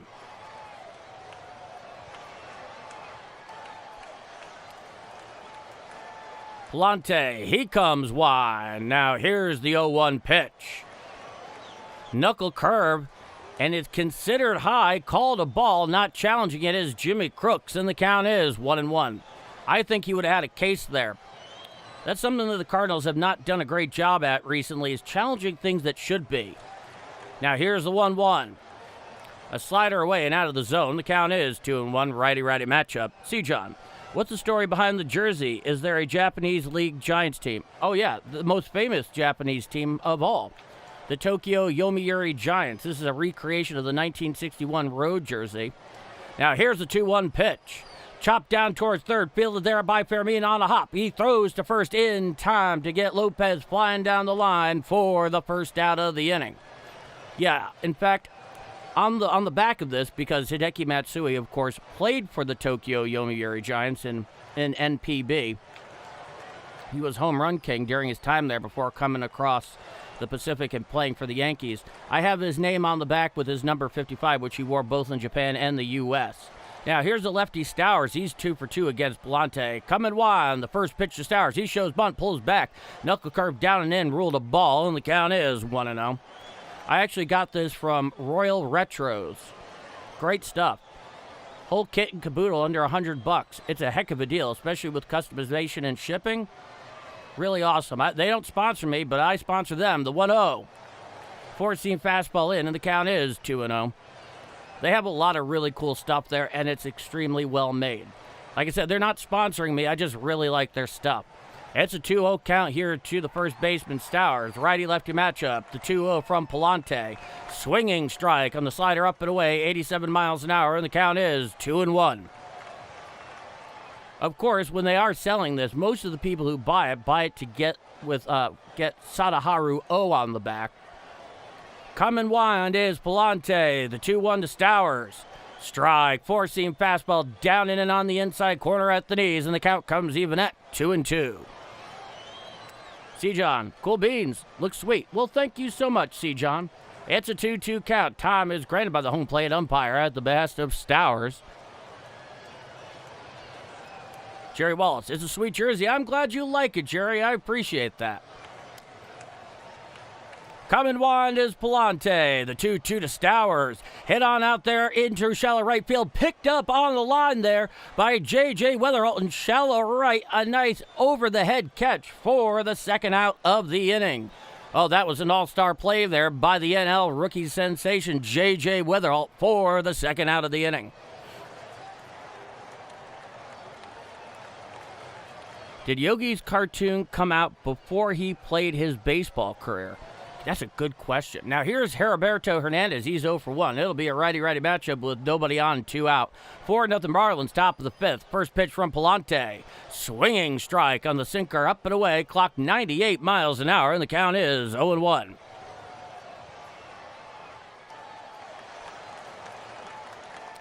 And for life with a $2 super chat. Thank you so much, Nick.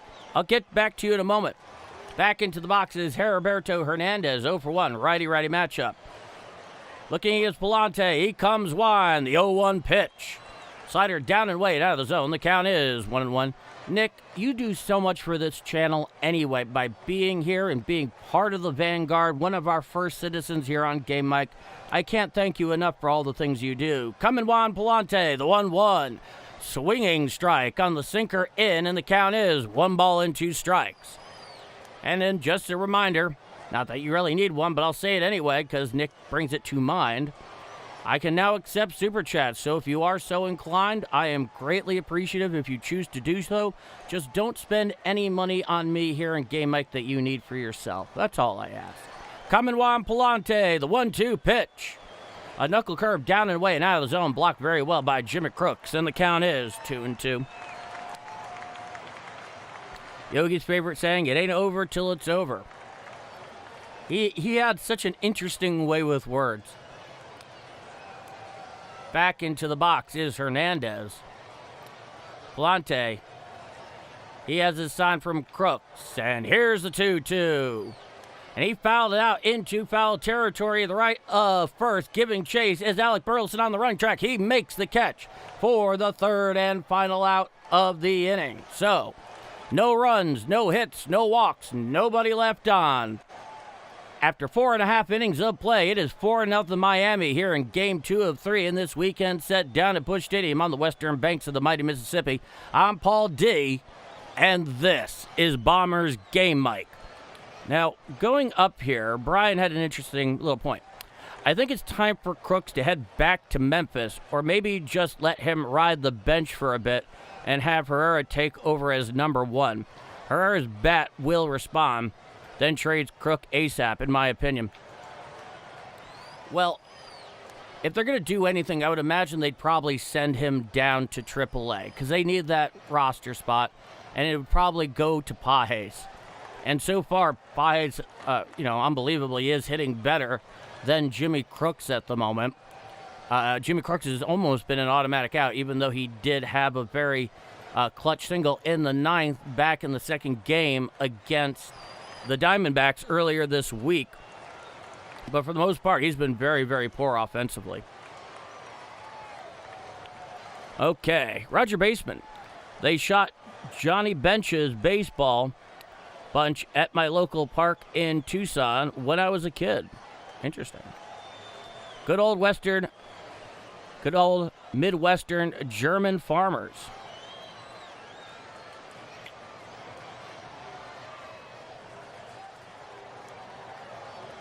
Holy cow, was that a clean inning? Yeah, it was, Justin, unbelievably. So going to be due up for the Cardinals here in the bottom of the fifth inning is going to be Nate Church, then back to the top of the order with J.J. Weatherholt and Ivan Herrera. Church is 0 for 1 with a strikeout. Weatherholt, of course, is 1 for 2. And Ivan Herrera is 1 for 2. So 9-1-2 in the Cardinals order. Back for the bottom of the fifth inning, 4-0 Marlins. The lefty King is out there to face the lefty Church. He shows bunt, tries to lay it down. He misses it. It's a changeup down and away, but it is a strike, and the count is 0-1. Pages challenges successfully. Rarely see Herrera or Crooks challenge. Yeah, it's true. Lefty-lefty matchup. The 0-1 to Church. Hit down the third base side. Now to play on the sweeper away, and the count is now 0 strikes to Nate Church. I got a good feeling about this inning. Knock on wood. Keep on knocking, C. John. We all need it at the moment. It's an 0-2 count. Church is back into the box. King is back onto the bump. He comes set at the letters. Here's the 0-2. Check swing on the sweeper down and away. Did he go? No, says Blue down the third baseline. The count is 1-2. King is one of those lefties that has a low three-quarter arm angle. It looks like he's throwing out of right field to a left-handed hitter. So you can understand where the challenge comes from here. It's a 1-2 count. Coming set is King. He deals. Hit down to the first baseline. Played on a hop there by Sowers. Takes it to the bag himself for the first out of the inning. So Nate Church bounces out for the first out to first. And now back to the top of the order with J.J. Weatherholt. Once again, it'll be a lefty-lefty matchup. Well, just saying what we're all thinking about Crooks. He doesn't fit. And we're having Rainiel Rodriguez and Leonardo Brunel right on Crooks' heels. It's a logjam at catcher currently. Yeah, there's definitely some depth there. First pitch Weatherholt. He shows bunt, pulls back. The curveball is way up and in. And the count is 1-0. I'm sorry, Max. I'm sorry. Everybody here remembers what that is like at that age. It's not fun. Here's the 1-0.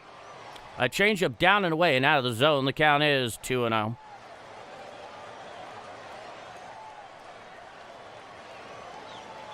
Come in set is King. It's a 2-0 count. Lefty-lefty matchup. 2-0 to Weatherholt.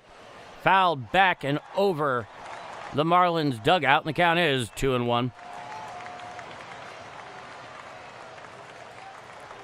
Well, would I trade May to get May and JoJo to get Sandy Alcantara back? Yeah, probably. Coming set is King. Here's the 2-1. Hit on out to left center field, going back in front of the track, and he makes a diving catch right in front of the warning track. It just stays up there long enough. Off the bat, it looked like it was going to be a shallow bloop into left center field. It carried a lot farther than that, but it is the second out of the inning. It really depends on how many years left Alcantara has before free agency.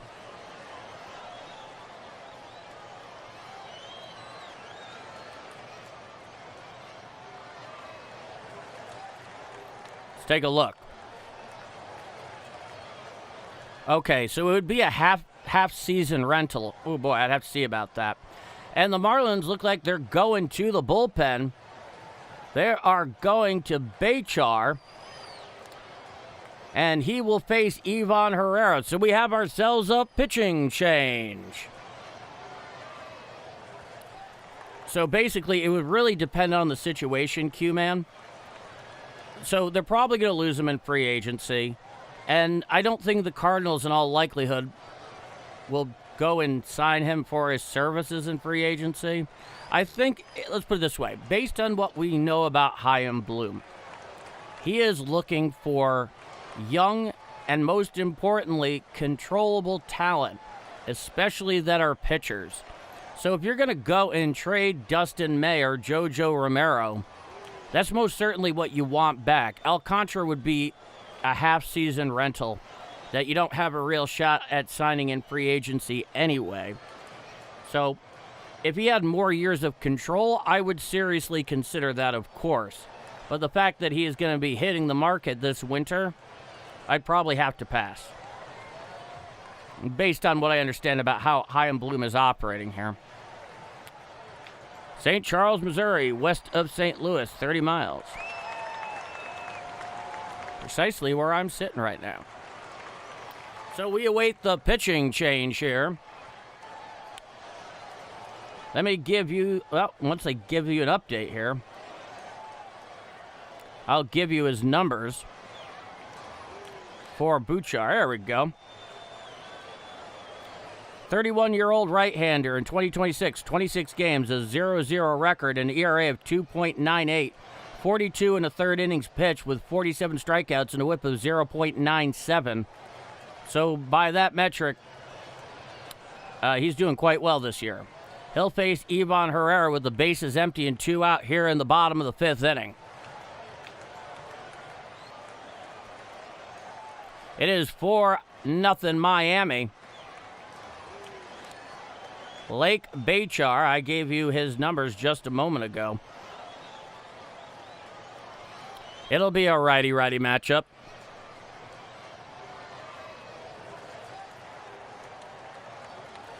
Onto the bump is Bachar. Into the box is Ivan Herrera. He is 1 for 2 tonight. Base is empty with 2 out, bottom of the 5th inning, 4-0 Miami. Bachar comes set. The first pitch to Herrera. Strike. Four-seam fastball outside corner thigh high, and the count is no balls and 1 strike. 1 for 2 with a single, 260, 10 home runs, 35 RBIs in 79 games, and 819 OPS, 35 RBIs, correction. Coming set is Bachar. The 0-1 pitch. A sinker down and away and out of the zone. The count is 1-1. Russa changed up the lineup a lot during slump. Put in Paez in for catcher 2. Rotate the players. Maybe so. Coming set is Bachar, the 1-1. A sweeper down and away. Check swing. Did he go? No, says Blue down the first baseline, and the count is 2 balls and 1 strike. Announce the starting lineup and change the lineup before the game to mess them up. The 2-1 Herrera. Hit foul down the first base side. Now to play on the four-seam fastball away, and the count is 2-2.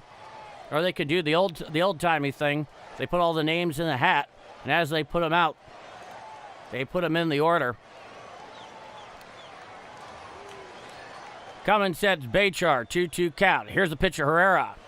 Foul tipped on the four-seam fastball in. The count remains 2-2. Will Pallante finish the 6th? Well, you're asking me as if I know. There's a pretty decent possibility he could do that. It's a 2-2 count. Coming set is Bachar, the 2-2 pitch. And he just gets a piece of that thing, and it is, I think it's ruled foul. No, it was a fair ball. It bounced out right there in the lefty batter's box, rolled into foul territory. Mack, the catcher, threw it down to first to Stowers, and that's the 3rd and final out of the inning. And might I add, that is the 2nd night in a row where Ivan Herrera has looked totally lost on a strange play. For example, last night, he had a strikeout swinging that he thought he got a piece of, and he probably did. You just can't challenge that. It got well away from Mack behind home plate. The home plate umpire is continually pointing down first, and Herrera's there looking like a deer in the headlights, making no effort to run up the line because he thought it was a foul tip. And right there was another gem. So after 5 full innings of play, it is the Marlins 4 and the Cardinals nothing. I'm Paul D, and this is Bombers Game Mike. 115 likes, 189 people watching. Hit that like button, everybody. Well, thank you so much, For Life.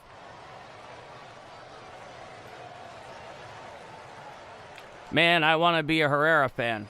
There's usually a lot to be a fan of. He's just looked a bit clueless on a couple of odd plays. as if he didn't know exactly what to do with himself.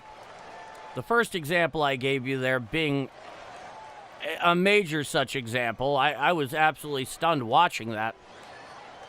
In fairness, though, you see it on the replay, he actually did get a piece of that ball last night, but that's not what the umpire called, and you can't challenge it either. Testing, testing, testing. Internet on or off? Well, on my side, you look good. All right, we're back here for the top of the 6th inning. Andre Pallante out for his 6th frame of work. 5 innings pitched, 9 hits, 4 runs, all earned, 1 walk, 4 strikeouts for Andre Pallante. Leading it off for the Marlins is the lefty Casey, followed by Marcy and Conine the Younger. Righty-lefty matchup here. Now, here's the first pitch to Casey. Hit to the right side, and right there, stabbed on a line, on his knees, is Weatherholt for the first out of the inning. Once again, J.J. Weatherholt playing absolutely phenomenal defense down there at second, and that's the first out of the inning. It was the old Adam ball. Right at him. Now, here's the lefty Marcy.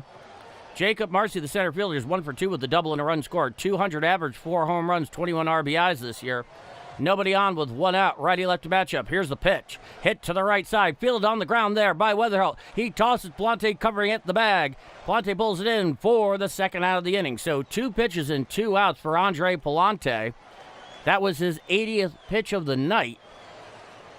And there are 2 outs here in the top of the 6th inning.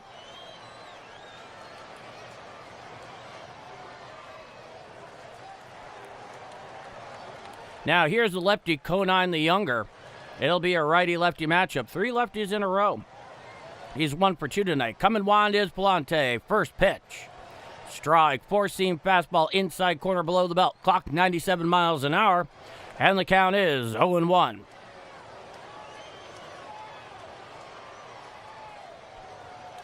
Here's the 0-1 pitch. Knuckle curve down and away and out of the zone. Laying off that one is Conine the Younger, and the count is 1-1. Infield defense playing back and clearly aligned towards right with the lefty Conine. Here's the 1-1 pitch. A slider down and away and out of the zone. The count is 2-1. So right now, if Pallante can get Conine here, I'd say there's a decent chance he comes out for the 7th. Pallante winds, and he deals. Chop foul and rolls over to the Cardinal on deck circle on the 4-seam fastball up and in to the lefty Conine, and the count is 2-2.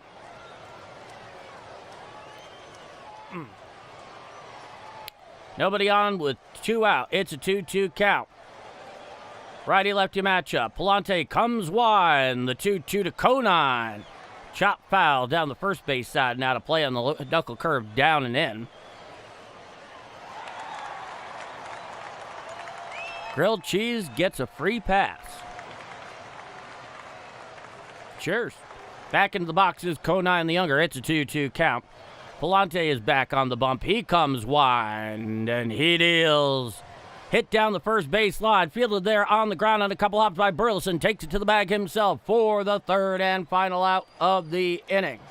So, no runs, no hits, no walks, nobody left on. After 5.5 innings of play, it is 4-0 Marlins here in Game 2 of this 3-game weekend set down at Busch on the western banks of the mighty Mississippi. I'm Paul D. And if you're enjoying my call of Redbirds action here on Game Mike and you haven't already done so, please do leave a like. To say that it helps this growing channel out is an understatement. It helps in so many ways, especially getting it out to baseball fans, but specifically Cardinals fans in this really strange broadcast situation where you need 3, 4, 5 different subscriptions to watch them every day. And then, the crapshoot of figuring out where it's even on. That's what we're here to do at Game Mike right now, is get it out to those people. In fact, if you are in that situation and you know somebody like that, send them a link to this stream. They might dig it. One thing that I know, if you do it, I will dig it, and I thank you immensely. And if you're not subscribed already, hit subscribe. We'd love to have you here. With that said, I'm Paul D, and this is Bombers Game Mike. Let's go to the chat.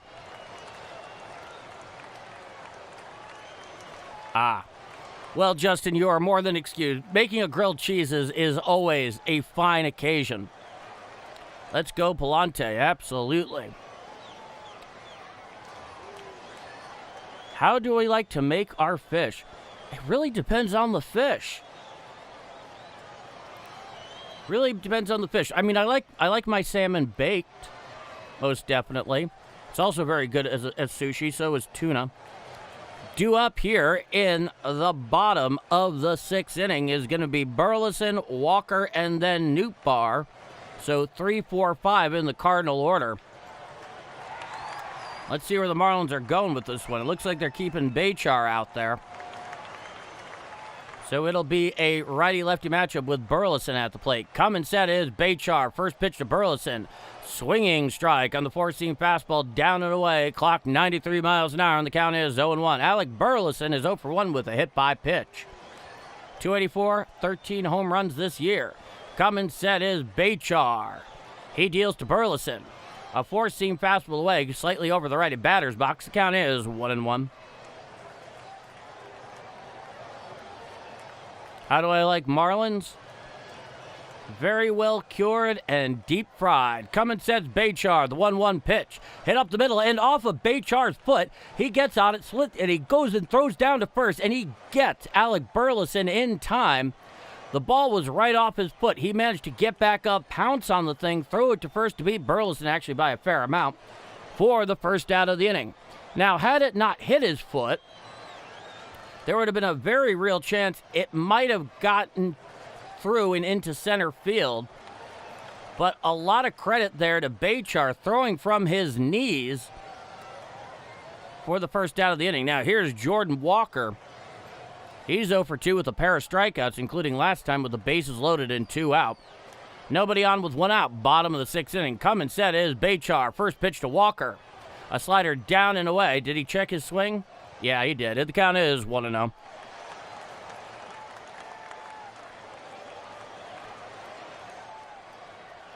Back into the box is Jordan Walker. It is a 1-0 count from Bachar. He winds the 1-0. Swinging strike on the slider away, and the count is 1-1.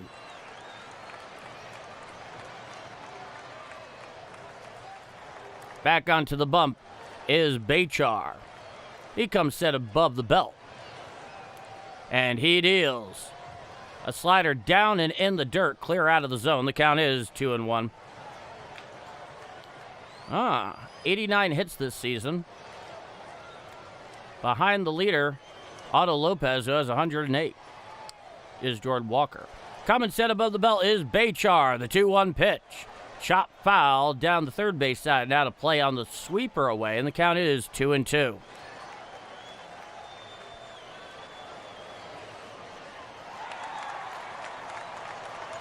Walker gets back into the box. It's a 2-2 count. Base is empty with 1 out here in the bottom of the 6th. 4-0 Miami. Time is granted by the home plate umpire at the behest of Jordan Walker. He steps out briefly, but is back into the box. Bachar, he comes set above the belt. Here's the 2-2 pitch.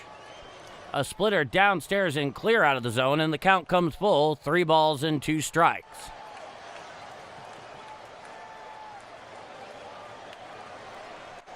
Coming set is Bachar with a full count. He deals.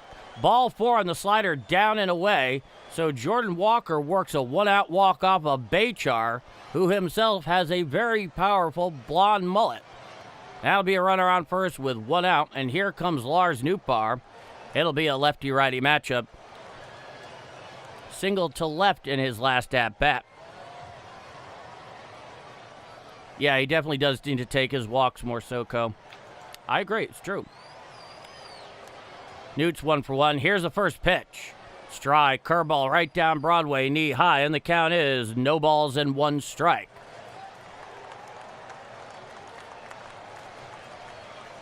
Coming set is Bachar. He deals. Head on out there to shallow right center field, charging into the center fielder. There goes the second baseman, and it falls in for a base hit. Oh, a second little blooper there. It falls in, and now the Cardinals have runners on first and second with one out here in the bottom of the sixth inning. There's only room for one mullet on this field. Beautifully put, Justin. So, yeah, he got that one in just of the triangle there of the right fielder, the center fielder, and the second baseman coming in. Falls in between them all equidistant. Now, here's Mason Wynn 0 for 2 with a pair of flyouts. Runners on first and second with one out. They desperately need base runners. The first pitch. Up and away, a four-seam fastball out of the zone. The count is 1-0. Rally caps engaged. And the tarps off contingent in the bleachers in right center field has grown. The 1-0 pitch hit to the right side and into right field for a base hit. Going over to third, easily coming home is Jordan Walker. He will score, and that will cut it down to a 4-1 Marlin lead on the RBI single to right by Mason Wynn. And now they have runners on first and second with one out, and it is a 4-1 game. A nice piece of hitting there by Mason Wynn. It looked to be a four-seam fastball on the outer third, about thigh high. Hit it the other way, went into right field. Scoring from second was Jordan Walker, and it's now 4-1 Miami, and we have ourselves a mound visit here with Bachar.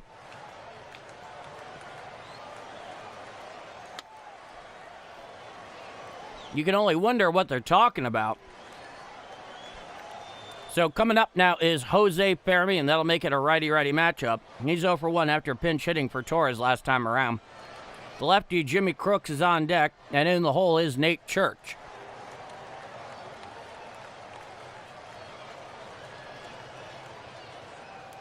And the powwow has been broken up out on the mound.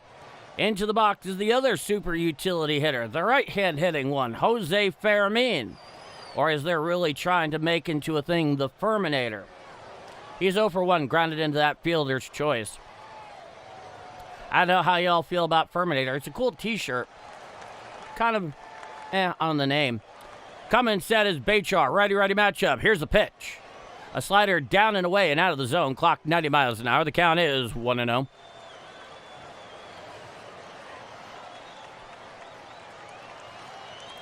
Nick, 119 likes, 198 people watching. Hit that like button. Yeah, listen to Nick, guys. Coming set is Bachar. The pitch. Hit to the left side. Fielded there by the third baseman. He gets the runner at third. Throws to first in time for the inning-ending double play. A 5-3 double play, and that will do it. However, the Cardinals, they get one back. It is now a 4-1 Marlin lead, and we head to the top of the seventh inning. I'm Paul D., and this is Bombers Game Mic.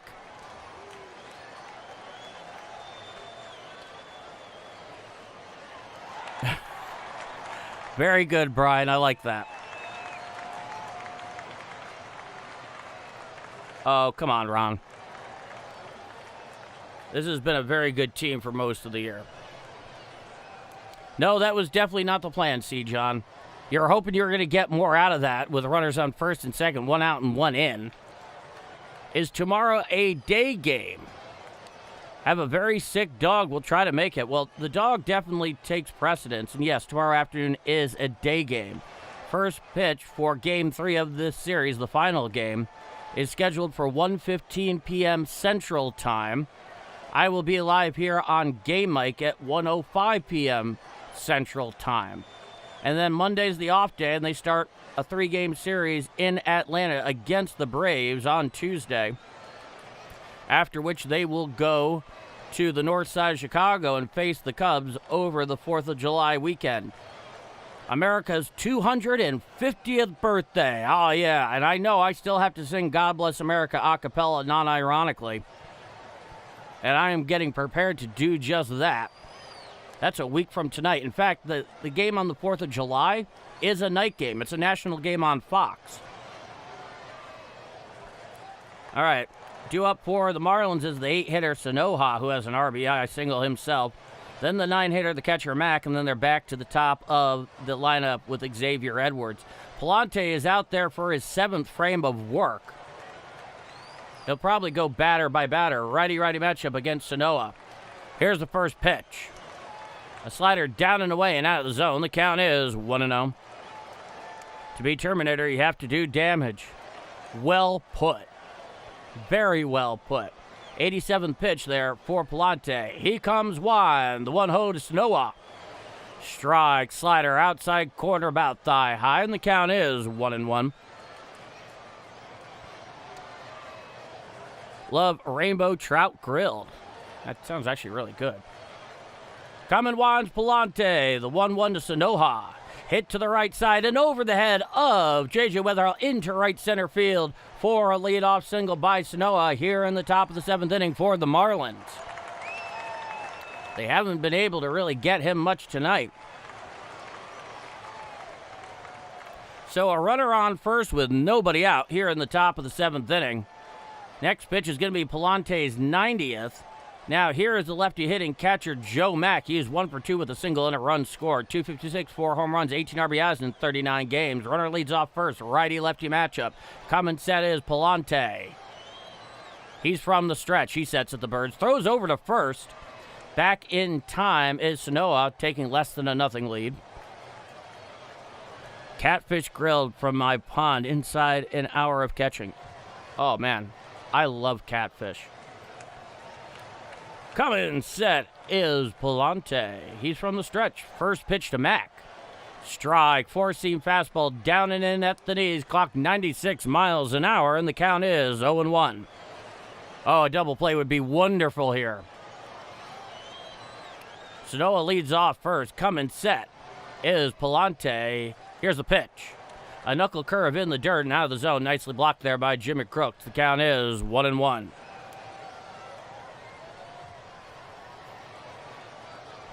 Infield defense in modified double play depth. Shifted towards right with the lefty Mack at the plate. Coming set is Pallante. Runner leads off first. He deals. Hit to the right side. Fielded there by Weatherall. Throws to second, one. On to first. A double play. Oh, Pallante raises both runners there with the double play for the first and second outs of the inning. Well, Brian, you're the one in the chat that was saying double play, and he got it not even a minute later. Brilliantly turned there by J.J. Weatherall. Very close play there at first, but Mason Wynn gets him by half a step with that cannon arm of his. Now, nobody on with 2 out here in the top of the 7th inning. 4-1 Miami. Now, here's Xavier Edwards. He's 2 for 3. Here's the pitch. A slider away, and the count is 1-0. It's a righty-lefty matchup. Next pitch is going to be Pallante's 94th. Coming set is Pallante from the full wide. The 1-0 to Edwards. Slider, strike, outside corner at the knees, and the count is now, it should be 1-1. Nobody on with 2 out following the double play ball there. Coming wide is Pallante, the 1-1 pitch. Hit foul down the third base side and out of play on the knuckle curve in to the left-hand hitting Edwards. And the count is 1-2. We're working on it, Brother Joe. Struck out swinging, a single and a single. 2 for 3 is Xavier Edwards. Pallante has his sign. He comes wide. Here's the 1-2. A slider down and in and out of the zone. Not giving offer is Edwards on that. Counts even. 2-2. I think it'll be pretty good, Joe. Back onto the bump is Pallante. In the box is Edwards. Coming round is Pallante. The 2-2 pitch. A knuckle curve just misses the outside corner, and the count is full. 3 balls and 2 strikes.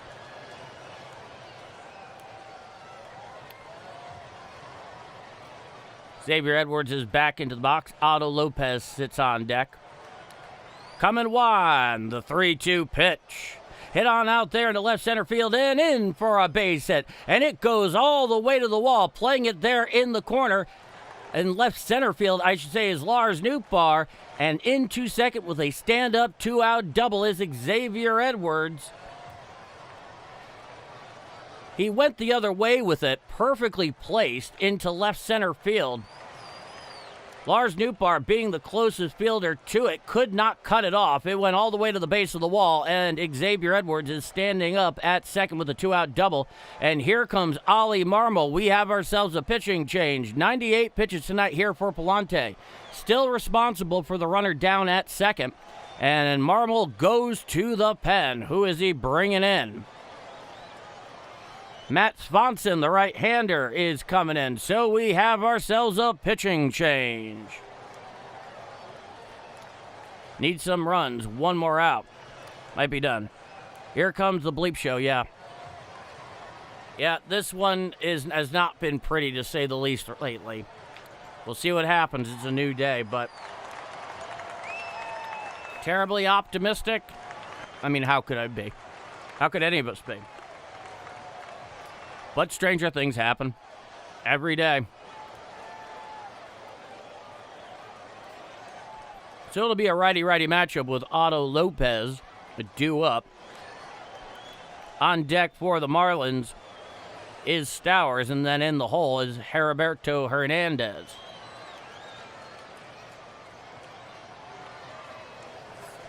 So we'll see if Swanson can manage to get this third out of the inning. You know, Andre Pallante tonight, even though he has 4 earned runs, he wasn't bad. He was just, they're basically trying to kill him with 1,000 small cuts. Okay, Brian Fisher. Press conference was announcing Bill DeWitt Jr. handing off leadership to Bill DeWitt III. Basically, that was it. Yeah, I didn't really take that much from it. I mean, I don't think it's going to really change much. I mean, Bill DeWitt Jr. is still going to be around. I think he's 84 or something like that. And they've owned this team for a long time. I'm sure it's not going to change too much. And, we'll see. I think is the fair thing to say.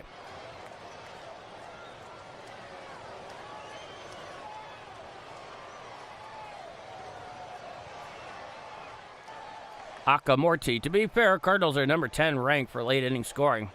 About time. If they do, 34 and 2/3 innings pitched, a 7.27 ERA for Swanson. Here's the first pitch to Otto Lopez. Strike, 4-seam fastball up and the count is 0-1. Correction, that was a cutter, though it didn't really cut much. Xavier Edwards leads off second. It's an 0-1 count. Righty-righty matchup. Otto Lopez is 1 for 3. Coming set is Swanson. The 0-1 pitch. Hit to the right side and into right field for a base hit. Picked up there in a couple out by Jordan Walker. He's throwing home. Here comes the throw. Here's the play. And he is ruled safe. And the runner advances to second on the throw home. And that will make it a 5-1 Marlin lead. So they've gotten themselves some 2-out thunder here in the top of the 7th inning. And the Cardinals now trail 5-1. Let's see where this was.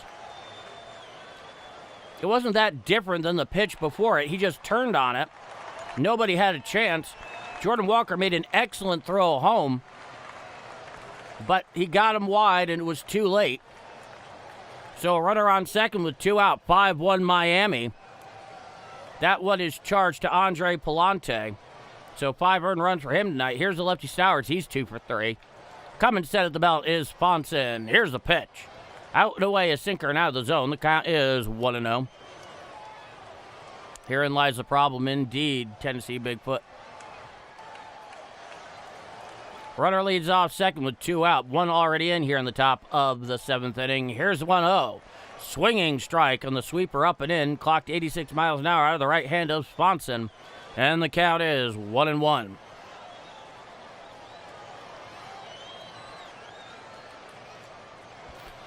I don't know. They've done a lot. A lot of teams are very respectful of that arm out in right field of Jordan Walker. A lot of guys that would have gone home recently hadn't. Here's the pitch. A sinker up and in and out of the zone. The count is 2-1 because it was a very good throw. It was just late. And he also made a really good hook slide into the plate.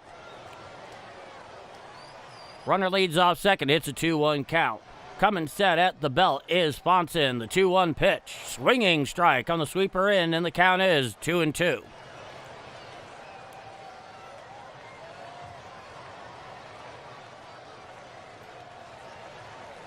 Back onto the bump is Swanson. It's a 2-2 count. Runner leads off second with 2 out. 1 already crossed. 5-1 Marlins. It's the top of the 7th inning. Cummins at Swanson. The 2-2 pitch. A sweeper down and in and out of the zone. The count is full at 3 balls and 2 strikes. Just based off the catcher's ability to make the play. I mean, Crooks got it in really well. He put down the tag, but it was a good hook slide. And the fact is, the ball just got there late, man. Not much you can do about that. Here's a 3-2. Ball 4 on the sinker upstairs, and now the Marlins have runners on first and second with 2 out.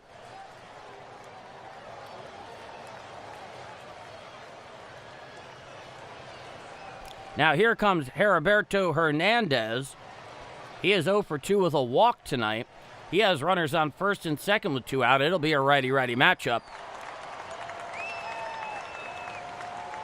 Runners lead. Coming set above the belt is Swanson. Here's the first pitch to Hernandez. A sweeper down and away and out of the zone. The count is 1-0.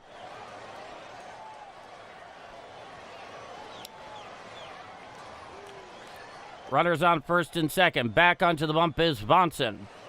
He comes set. The 1-0 to Hernandez. Chop foul down the third base side now to play, and the count is 1-1.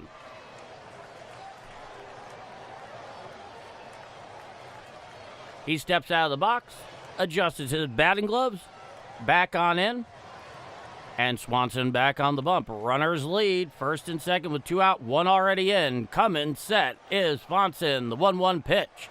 There's a fly ball out to left center field. There in front of the track in left center field is Newpar. He makes the catch for the third and final out of the inning. So, the Marlins, they put 1 more across. They lead it 5-1. It's 7th inning stretch time down at Busch Stadium. I'm Paul D, and this is Bombers Game Mike.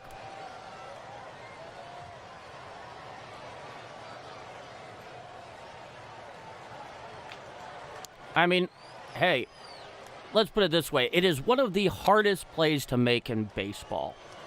And one thing that I have routinely seen here, especially over the last month, is a lot of teams holding the runner at third when something's hit out to right field to Jordan Walker. And I don't think the play there at the plate was indicative of anything. All it was late. It was a good throw. It got there on a hop. Crooks was extremely well positioned, caught it cleanly, put down the tag. The reality was Xavier Edwards was simply ahead of things, and a very good hook slide. There's really not a lot to draw there as a lesson. It was exceptionally well executed. Now, anything prior to that is a different story.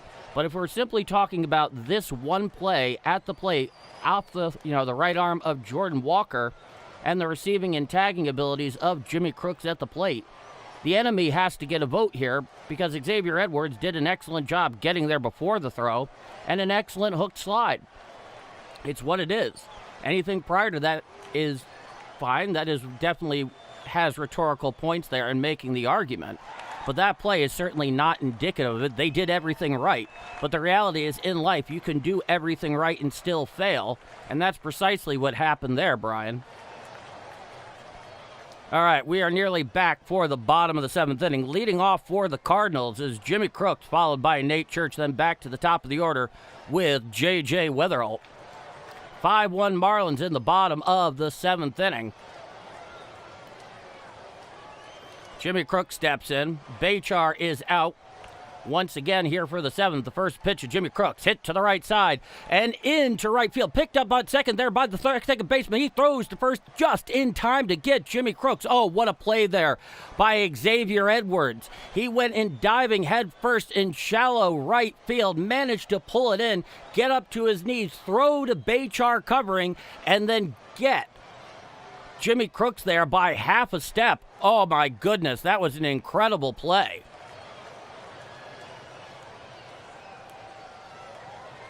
Oh, I thought for sure off the bat that was going to be a single to right, but he was robbed there by Xavier Edwards. It's very much an all-star caliber defensive play, and that's the first out of the inning.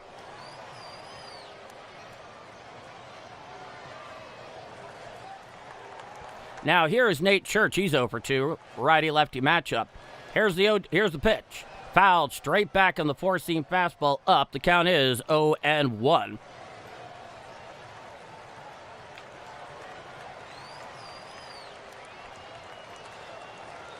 Back into the box is Nate Church. He's 0 for 2 with a strikeout and a groundout. Righty-lefty matchup. It's an 0-1 count. Coming set is Bachar, the 0-1. Strike, four-seam fastball, outer third at the knees, and the count is 0-2. And even the tarps off contingent's a little demoralized at the moment. The 0-2 pitch. Foul tipped off the splitter away, and the count remains 0-2.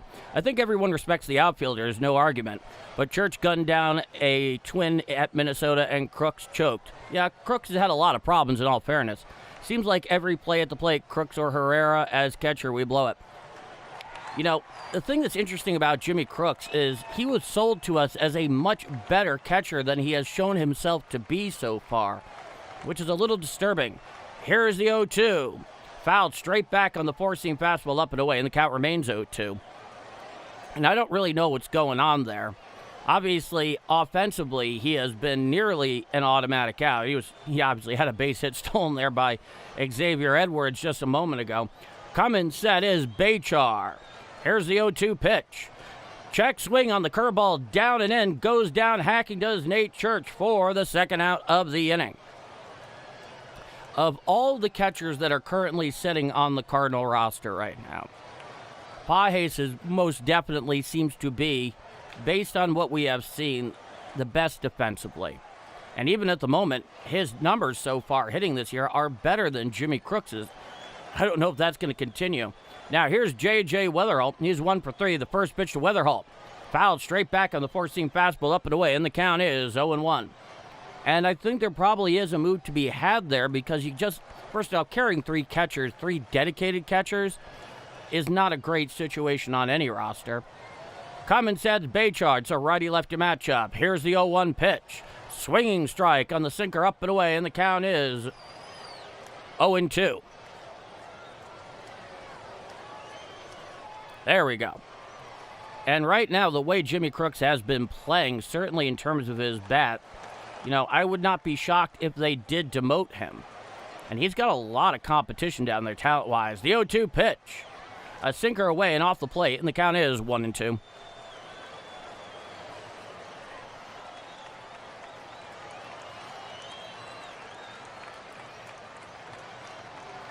Oh, that's really interesting, John. 1-2 pitch. And they popped it up out there into shallow center field. Underneath it is the shortstop. Calling for it is the center fielder, and it falls in front of the center fielder for a base hit. Oh, that was a huge miscommunication there on a very catchable ball in shallow center field.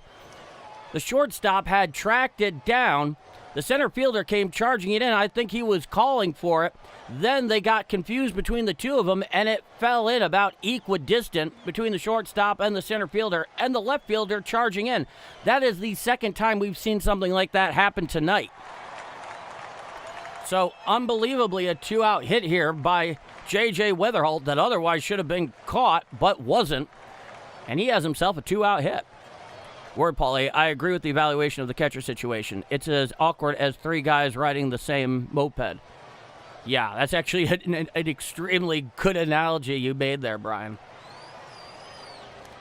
And now they are going to the pen. They're going to the reliever Bender, so Bachar's night is over. Let me give you the numbers on Bender. Anthony Bender, the 6'4 right-hander, 31 years old, stands at 6'4", 205 pounds. In 2026 in 34 games, he has a 1-1 record with an ERA of 2.73, over 33 innings pitched, 39 strikeouts, and a whip of 0.97. Well, something we're definitely seeing here, undeniably, is one of the reasons the Marlins have been as successful as they have been so far this year. They seem to have a really good bullpen. It's like one guy after another. 2 ERA, 2.9 ERA, a whip of under 1. And, you know, you can't be surprised by that part. I'll take it. Yeah, that was a bizarre call to play. And you wouldn't believe how many times in the last week I've called strange plays. It's like it's all been bunched in and concentrated into like a good 7 or 8 day period. Nick, 127 likes, 196 people watching. Hit that like button, everybody. Listen to Nick from the Vanguard, one of our first citizens here on Game Mike. But I will say this, Brian, you do make your points well, and they are well taken. And I do appreciate that a great deal. Thank you.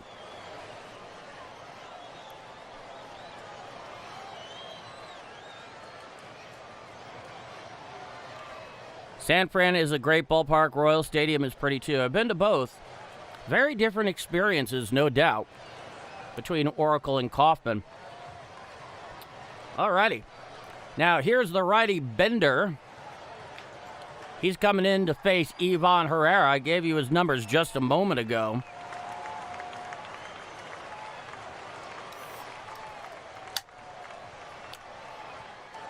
Weatherholt leads off first. Righty-righty matchup.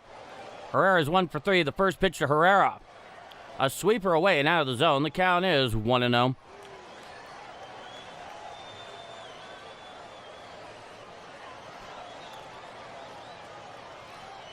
The righty comes set above the belt. Runner leads off first with 2 out. Here's the 1-0 pitch. A sweeper called just low. Ruled a ball, and the count is 2-0. You know, something that's interesting. Brian Fisher, thanks, my man. No, you got it. I always like having a good, healthy debate. Debating the issue, which is really where it's at. Thank you, Brian. Coming set is Bender. Here's the 2-0. Strike, sinker, inner third at the knees to Herrera, and the count is 2-1.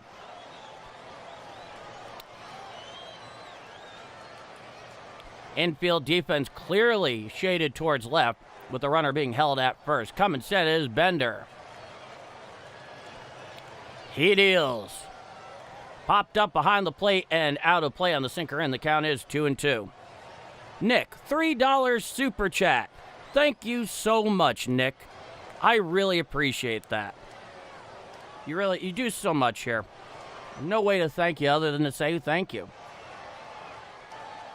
Coming set above the belt. It's a 2-2 count. He deals to Herrera. Hit on out there into center field. Right there is the center fielder. He makes the catch for the third and final out of the inning. So, Ivan Herrera flies out to center, and after 7 full innings of play, it's 5-1 Marlins here in Game 2 of 3 in this weekend set. I'm Paul D, and if you're enjoying my call of Redbirds action here on Game Mike this evening, and if you haven't done so already, please do leave a like. It is really helping this channel grow, get out there to more Cardinal fans and baseball fans, and Cardinal fans really need it right now. And I'm calling almost every Cardinal game, and they can get it here. And if you're not subscribed, and you like what you see, and you've been enjoying yourself, hit subscribe. It'd be great to have you. With that said, going to the top of the 8th inning, 5-1 Marlins. I'm Paul D, and this is Bombers Game Mike.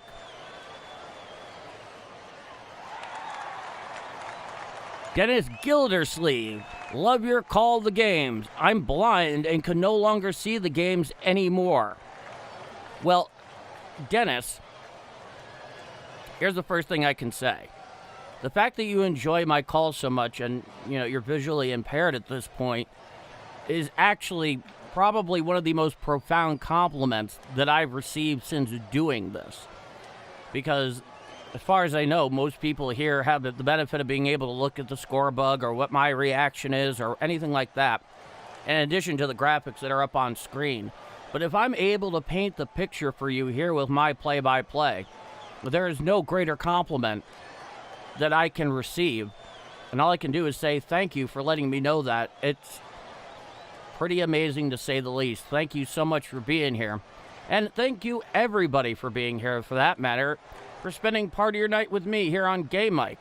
It's always a pleasure to spend time with everybody here. Spend a lot of time together at this point. And I'm a very lucky man to do so. Now, here's the lefty Justin Brule in 35 games and 35 innings pitched. He has a 4.11 ERA with a whip of 1.49.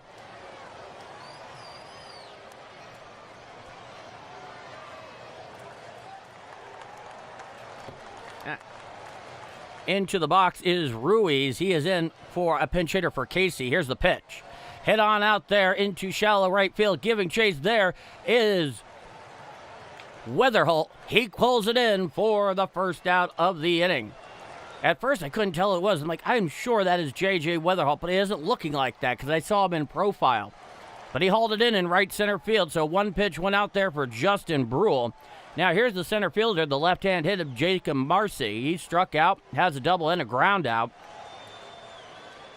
1 for 3 this afternoon. No rubber on, with 1 out. It's a lefty-lefty matchup. Coming set is Brule. First pitch to Jacob Marcy. Sinker strike right down Broadway. Clock 90 miles an hour, and the count is 0-1. Andy Heitman. Well said, Paul. Well, thank you, Andy. Coming set is Brule. Here's the 0-1. A sweeper away and out of the zone. The count is 1-1. Eric Boyce, I am hoping we can win tomorrow's game. Me too. Brule comes set above the belt. 1-1 pitch to Marcy. Swinging strike on the sweeper, down and in. And the count is 1-2. Bringing Brule in is like plushing Russian roulette. This feels like the deer hunter. Not going to say you're wrong, Brian. He steps off the rubber, and so we have ourselves another moment before the 1-2. See John. To Dennis Gildersleeve. Glad to have you with us. Absolutely. Coming set above the belt is Brule, the 1-2 pitch. A sweeper just misses the outside corner away, and the count is even at 2-2. He gets back into the box. Infield defense clearly shaded towards right with the lefty hitter. Brule comes set above the belt. The 2-2 pitch. Called strike 3 on the sinker on the outside corner for the second out of the inning. You whistle enthusiasts out there, I hope you enjoyed that. A very nice appearance so far for Brule. He got Marcy right there in the observation booth. Backwards K, Major League Baseball's impression of Cyrillic for the second out of the inning. Now here's the lefty hitting Conine the Younger. Here's the first pitch from Brule. Strike, sinker, inner third thigh high, and the count is 0-1. It's a 5-1 Marlin lead, top of the 8th inning. Nobody on with 2 outs, no 1 count. Coming set Brule to the lefty Conine. The 0-1 pitch. Hit to the left side, fielded there on a couple of hop by Faramine. Throws to first in plenty of time for the third and final out of the inning. No runs, no hits, no walks, nobody left on. After 7.5 innings of play, it is 5-1 Miami going to the bottom of the 8th inning. I'm Paul D., and this is Bombers Game Mic. Q-Man.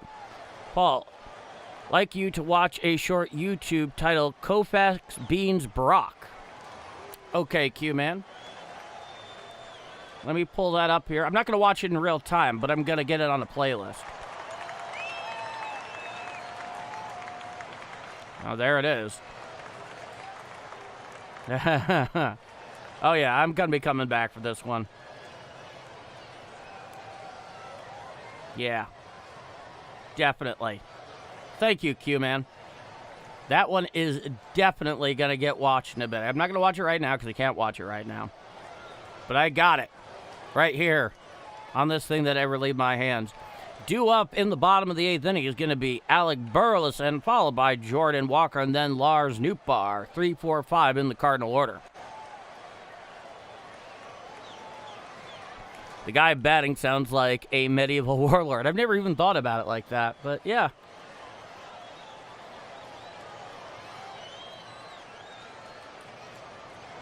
So we await the bottom of the 8th inning.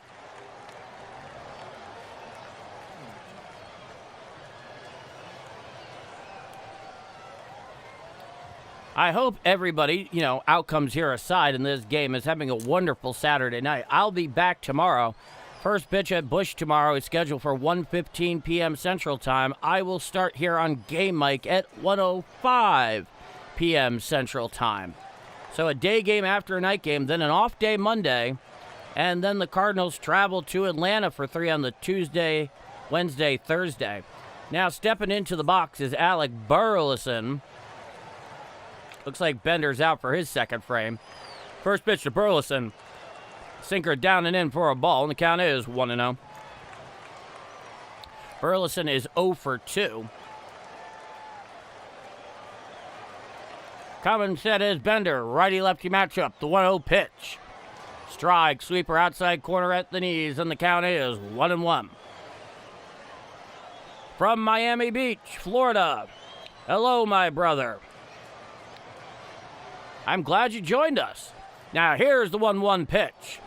Just got a piece of that sinker away for the second strike. Neftali Acosta. Miami Beach. I've been to Miami Beach. It was fun. I had a great time with a bunch of my friends. It was a long time ago, but I doubt it's changed too much. Coming set is Bender. It's a 1-2 count. He comes set at the letters. The 1-2 pitch. Out and away, a changeup out of the zone and over the right batter's box, and the count is 2-2.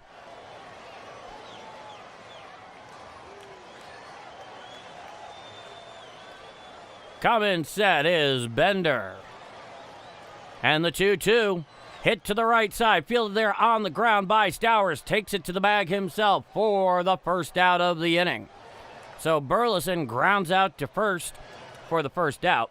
Delta Leader, good afternoon all. How you doing, Chat and Paul?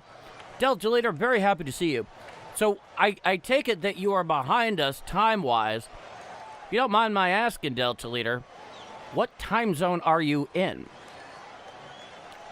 Just out of curiosity. You don't have to tell me. Here's Jordan Walker. He's 0 for 2 with a walk. Righty-righty matchup. Here's the first pitch. And it's inside, and it gets away from the catcher, Mac. Getting out of the way of that thing was Jordan Walker. It was a fastball, but it was clearly one that got away. They had no reason to go and attempt to bean Jordan Walker. In fact, I think it was actually a sinker in. He had to jackknife out of the way, not get hit in the ribs. And the count is 1-0. It is, Andy. It is a superb name. It's a 1-0 count. Coming set is the righty Bender. The pitch. Sinker, strike, inside quarter below the belt, and the count is 1-1.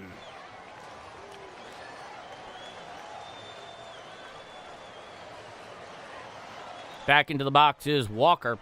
Nobody on with one out. It's a 1-1 count. Here's the pitch. Hit to the right side and into right field through the hole for a one-out base hit by Jordan Walker. So the Cardinals have a runner on first with one out here in the bottom of the 8th inning. If they're going to do something offensively, you know, they better take their opportunities if they can keep getting them.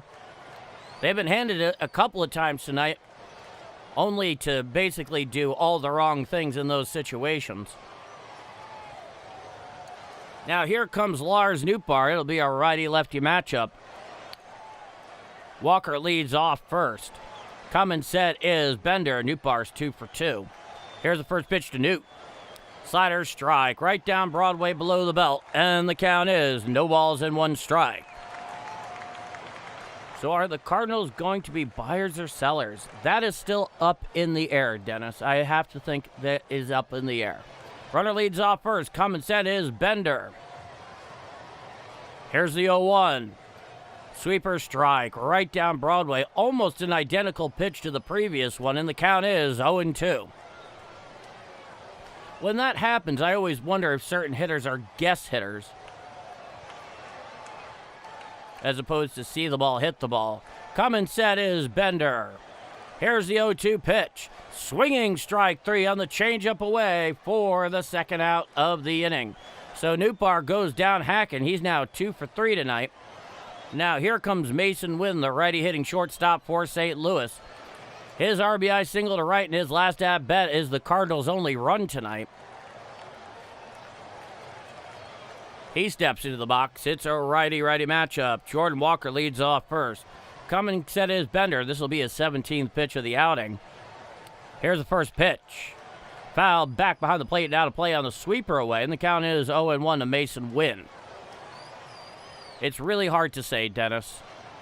It really is. They really got to pick up the play not to be sellers at the moment. I don't like raining on the parade, but I know what I'm looking at if it keeps going. Now, here's the 0-1. Swinging strike on the slider away. Nice backhanded pick there by Mack, keeping Jordan Walker right there at first, and the count is 0-2.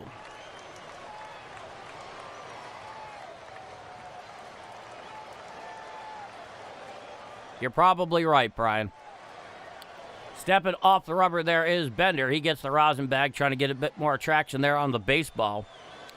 See, John, can the Cardinals get to 5 games back by the All-Star break? Next 2.5 weeks are absolutely brutal. They really are. Comment said is Bender. The 0-2 to win. Foul tipped on the sweeper away, clocked 84 miles an hour, and the count remains no balls and 2 strikes.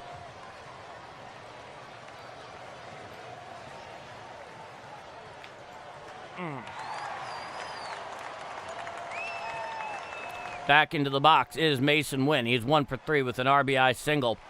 Cardinals only run tonight. Runner leads off first with 2 out. Bottom of the 8th inning, 5-1 Cardinals. Coming set is the righty Bender. Is the 0-2 to Win.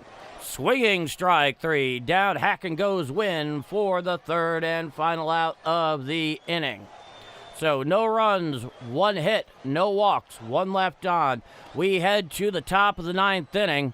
It is 5-1 Marlins. I'm Paul D. And if you're enjoying my call of Redbirds action here tonight on Game Mike, please do leave a like. It really does help this channel continue to grow. And you have my eternal gratitude, of course. And if you like what you see, hit subscribe. Outcomes aside from the Cardinals tonight and recently, surely we'd love to have you aboard. With that said, me here, you there, and this is Bombers Game Mike. Can the Cards get to 5 games back by the All-Star break? I mean, let me think about who they're facing. So, they're going to face the Braves. They're going to face the Cubs. They have a 5-game series at home against the Brewers. It was originally a 4-game series, Monday through a Thursday. But there's a doubleheader on the Tuesday, so it's a whopping 5-game series. Let me see who they actually finish out against before the break. And then they have 3 against Atlanta. It is absolutely brutal. So, all I can say is we will see. Due up for the Marlins in the top of the 9th is the righty Sanoha. He's 2 for 3 with a run scored and an RBI. The lefty hitting catcher Mack, who is 1 for 3 with a run scored. And then back to the top of the order with Xavier Edwards, who's 3 for 4 with a run scored and an RBI. As far as I know, Justin Brule is still in this game. Realistically, the next 3 or 4 weeks, or the next 25 to 30 games, they'll either win 20 of the next 30 or something close to that, or expect an axe. If they pull it off, maybe Ryan, Buxton, and Gray are options. I don't think Buxton is an option. First off, he has a full no-trade clause, and that's a bunch of money that I don't necessarily know the Cardinals want to take on. He's a great player, but they don't need him. He bunts to the right side, fielded there by Brule, but he can't pick it up, and an infield single there by Sanoa. He pushed a bunt down the first base side. Brule came over and got it, couldn't get a handle on it to make the throw to first, so Sanoa has an infield single. And I think that makes him now 3 for 4 tonight. Yeah, he tries to pick it up with the backhand. He can't even get with the thing, and it was far too late by the time he flipped it over to Burleson at first. So a runner at first with nobody out. Now here's the lefty catcher Mack, lefty-lefty matchup. The first pitch, he shows bunt, and he misses on the sweeper down and in for a strike, and the count is 0-1. Wife threw out first pitch for a game in 2013. That's awesome, man. Love it. Lefty-lefty matchups, an 0-1 count. He shows bunt again, and he misses, and it's a strike on the sweeper away. And the count is 0-2. So Mack here has gotten 2 strikes called on 2 missed bunt attempts. Will he go for the 3rd? That takes some serious guts. It's an 0-2 count. Sanoa leads off first. Back into the box is Mack. Back onto the rubber is Brule. He looks in. He comes set above the belt. Here's the 0-2 pitch. Swinging strike 3. Down goes Mack hacking for the first out of the inning. I did not think that would end up rhyming, but hey, here we are. We could talk about Buxton sometime, Paulie.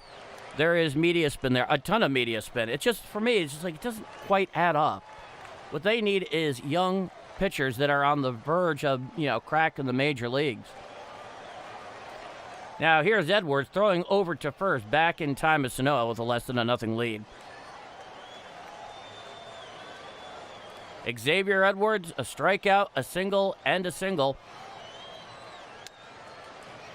He scored after his last at-bat. So runner on first with one out. Lefty-righty matchup, the first pitch to Xavier Edwards. Change-up, strike, whispers over the black of the outside corner at the knees, and the count is 0-1.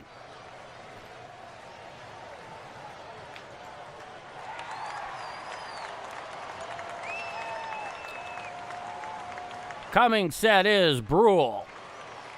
Here's the 0-1. It's in the dirt, blocked there by Crooks. Coming and taking second is Sanoha. So he will advance to second. It is ruled a ball. And the count is 1-1.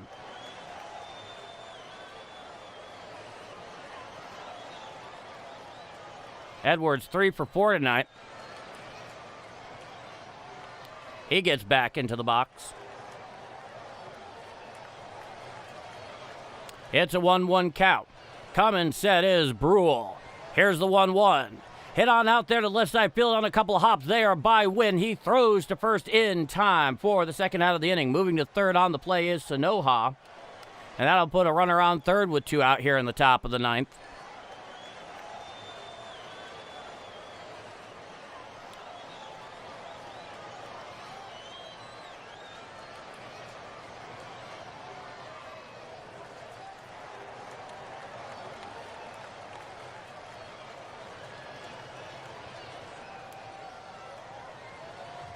Now, here is the righty Lopez, and here's the first pitch.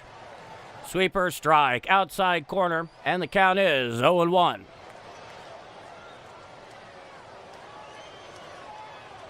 Runner leads off third here in the top of the ninth with 2 outs. It's a 5-1 Marlin lead. Justin Brule is on the mound, lefty-righty matchup. The 0-1 pitch. Sinker called strike, outside corner just below the belt, and the count is 0-2. He picks up a bit of the rosin there, trying to get a better grip on the ball. Sweaty hand, I imagine. Runner leads off third. It's an 0-2 count. Coming set above the belt is Brule. Here's the 0-2. A sweeper down and in, and definitely a ball, and the count is 1-2. A nice stop there by Jimmy Crooks. Jim Edmonds and Willie McGee, all-time legends. No question, Andy.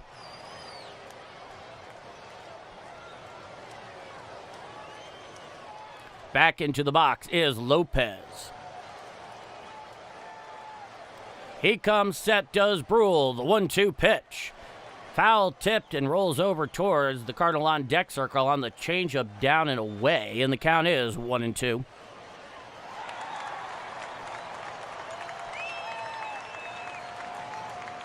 So runner leads off third with 2 out in the top of the ninth inning. It's a 1-2 count here to Otto Lopez. Been spoiling some good pitches, even down in the count 1-2. Here's the 1-2 pitch. A sinker down and in and out of the zone. The count is 2-2.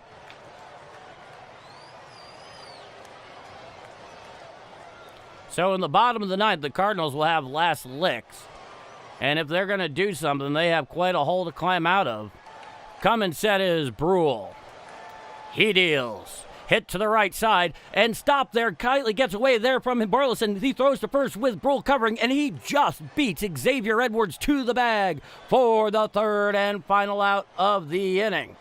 So an outstanding play there. I don't know if they're going to want to review it. I don't know why they would waste our time at the moment, but everybody's coming off the field.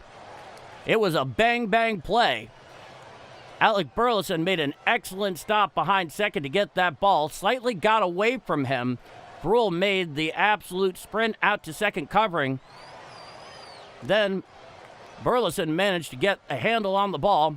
Throw to Brule covering just to get Edwards by about half a step. Okay, only need 400 runs technically. 25 subs away from 900. Hey, that's an accomplishment. That I am very pleased to see that, to say the least. Jimmy Ballgame was a better hitter. Not close defensively to Flood or Moore. Old Kurt Flood. There was a tortured man if I had ever seen one. But apparently he became something of a prolific painter in his later life. Ninth inning spark. Yeah, I think so. Well, I hope so, C. John. We'll see. Been a Cards fan for 5 decades. Now, this is one of the worst showings I've ever seen. Hasn't been pretty. Hasn't been pretty, Dennis. Let's go Cardinals indeed, Justin.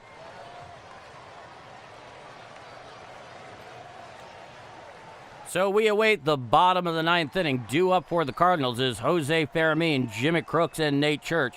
7, 8, 9 in the Cardinal order. And now, the Marlins are going to the right-hander Tyler Zuber, the 31-year-old right-hander. In 2026, over 8 games, has a 0-0 record with a 5.68 ERA over 6 1/3 innings pitched. 8 strikeouts and a whip of 1.58. Flood shaped the game we know today in regards to free agency, absolutely, and in a somewhat, selfless way, because he didn't really end up getting his way, but it ended up being something that ended up benefiting every single ball player that played after him. 7, 8, 9 equals cheat code, right? Well, I can only hope, Andy. Now, here's the first pitch of Fermin. A sweeper strike right down Broadway, and the count is 0-1. I gave you Tyler Zuber's numbers just a moment ago. It's 5-1 Miami here in the bottom of the 9th inning. Now here's the 0-1.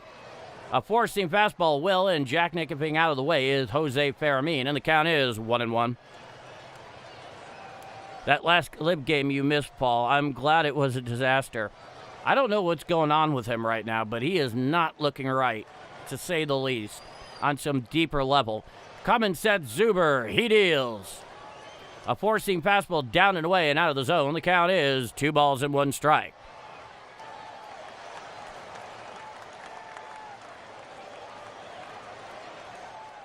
Well, you might have close ties with Minnesota. Here's the 2-1 pitch. Hit down to third base, fielded there, out a couple of hops there by Sanoa. Throws to first. And he gets Fermin at first for the bottom of the 9th, the very first out. Well, just because he has ties to Minnesota doesn't mean Byron Buxton is coming. Well, the first thing we got to remember is Byron Buxton has a full no-trade clause. And every time he's been asked about it, including the fire sale last year for Minnesota, he didn't have any interest in leaving. I don't know that he would necessarily waive it. I don't know one way or the other, but he's been pretty clear any time he's been asked. That, and he has over a $100 million contract. Now, here's the first pitch to Crooks. Four-seam fastball right down Broadway, and the count is 0-1. Jimmy Crooks, a couple of strikeouts and a groundout. He's 0 for 3.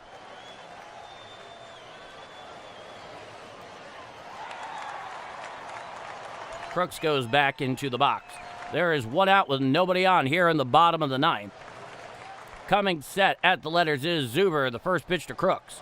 Swinging strike on the slider, down and in, clocked 90 miles an hour, and the count is 0-2. Good to see you, Josh Bradley. Welcome back.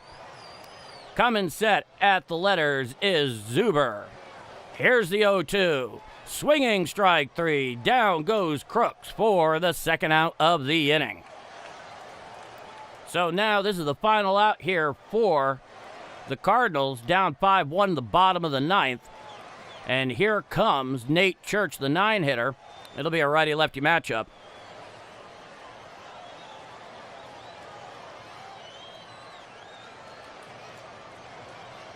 Yeah, I don't know if he'd do it or not. I don't know that the Cardinals want to take on the money. Here's the pitch. Strike, four-seam fastball down and in, and the count is 0-1. I mean, I'd be very surprised if the Cardinals did want to take on that contract, as good as he is. Coming set at the letters is Zuber, the 0-1. A sweeper away and out of the zone. The count is 1-1. Infield defense clearly shaded towards right with the lefty hitting Church. Zuber comes set. The 1-1 pitch. Hit on up the middle, fielded there behind second by the shortstop, throws to first in time, and that is your final. 5-1 Miami here in Game 2. They take this one 5-1 from the Redbirds. Not the best showing there by Pallante, but he got absolutely no run support despite the opportunities that were really given to the Cardinals at several different points in this game. So I'm sad to say 5-1 is your final. No victory tune here tonight. Tomorrow's game, first pitch is scheduled for 1:15 p.m. Central Time at Busch. I will be live here on Game Mic at 1:05 p.m. Central Time. You can find me here for the conclusion where the Cardinals are going to try and salvage the final game of this 3-game series. I believe Kyle Leahy is on the bump. They've actually skipped, Dustin May, his start. He has a little bit of lower back tightness, which kind of explains what was going on in his last start against Kansas City. And if indeed he's to be a trade target, they want him to at least be healthy. That said, 5-1 Marlins is your final. Thank you all so much. Jimmy, good call. Well, thank you so much. Justin Beasley, disappointing. Yeah, absolutely. Andy Heitman, I have given it extensive consideration. I've concluded that was less than our optimal contest. You have an apt sense of diplomacy in your word choice. Brian Fisher, good call, Paulie. Disappointed with the outcome, though. You and me both, Brian. Josh Bradley, I got the Ellen. Yeah, you did. No question about that. Chad is missing Kathy. Not seen her in a while. In 6. Oh, it's been 6 games already. I've been wondering where she is. I haven't seen her in a while. I've been thinking about her. Roger Baseman, great call, Paul D. See y'all. Be well, my friend. All right, y'all. I'll see you tomorrow afternoon, 1:15 p.m. Central Time, first pitch. I'll be back here at 1:05 p.m. to start the play-by-play live stream. I hope to see you all here. Another great call. Hopefully, Card wake up tomorrow. I hope so, C. John. Josh Bradley, the like. Thank you so much, Josh. Neftali Acosta. Good job, my brother, from Miami Beach. Well, thank you so much, Neftali Acosta. That name has a great ring to it. Thank you. Delta Leader. Thanks, Paul. I appreciate it. You got it, Delta Leader. Andy Heitman giving me the old thumbs up. Good night, chat. Great call as always, Paul D. See you all tomorrow. Cheers to that. I'm Paul D, and this has been a presentation of Bombers Game Mic. Good night from the surface of the sun. Be well, Roger. Hope to see you tomorrow. See y'all tomorrow. Let's get a dub. Oh, boy. We are so overdue, Josh. This has been a presentation here of Bombers Game Mic. I'd like to thank you all for spending part of your Saturday evening here with me. 5-1 Miami is your final. I'm Paul D. Bombers Game Mic over and out. Be well, both you and yours, wherever you may be. Thank you, and good night.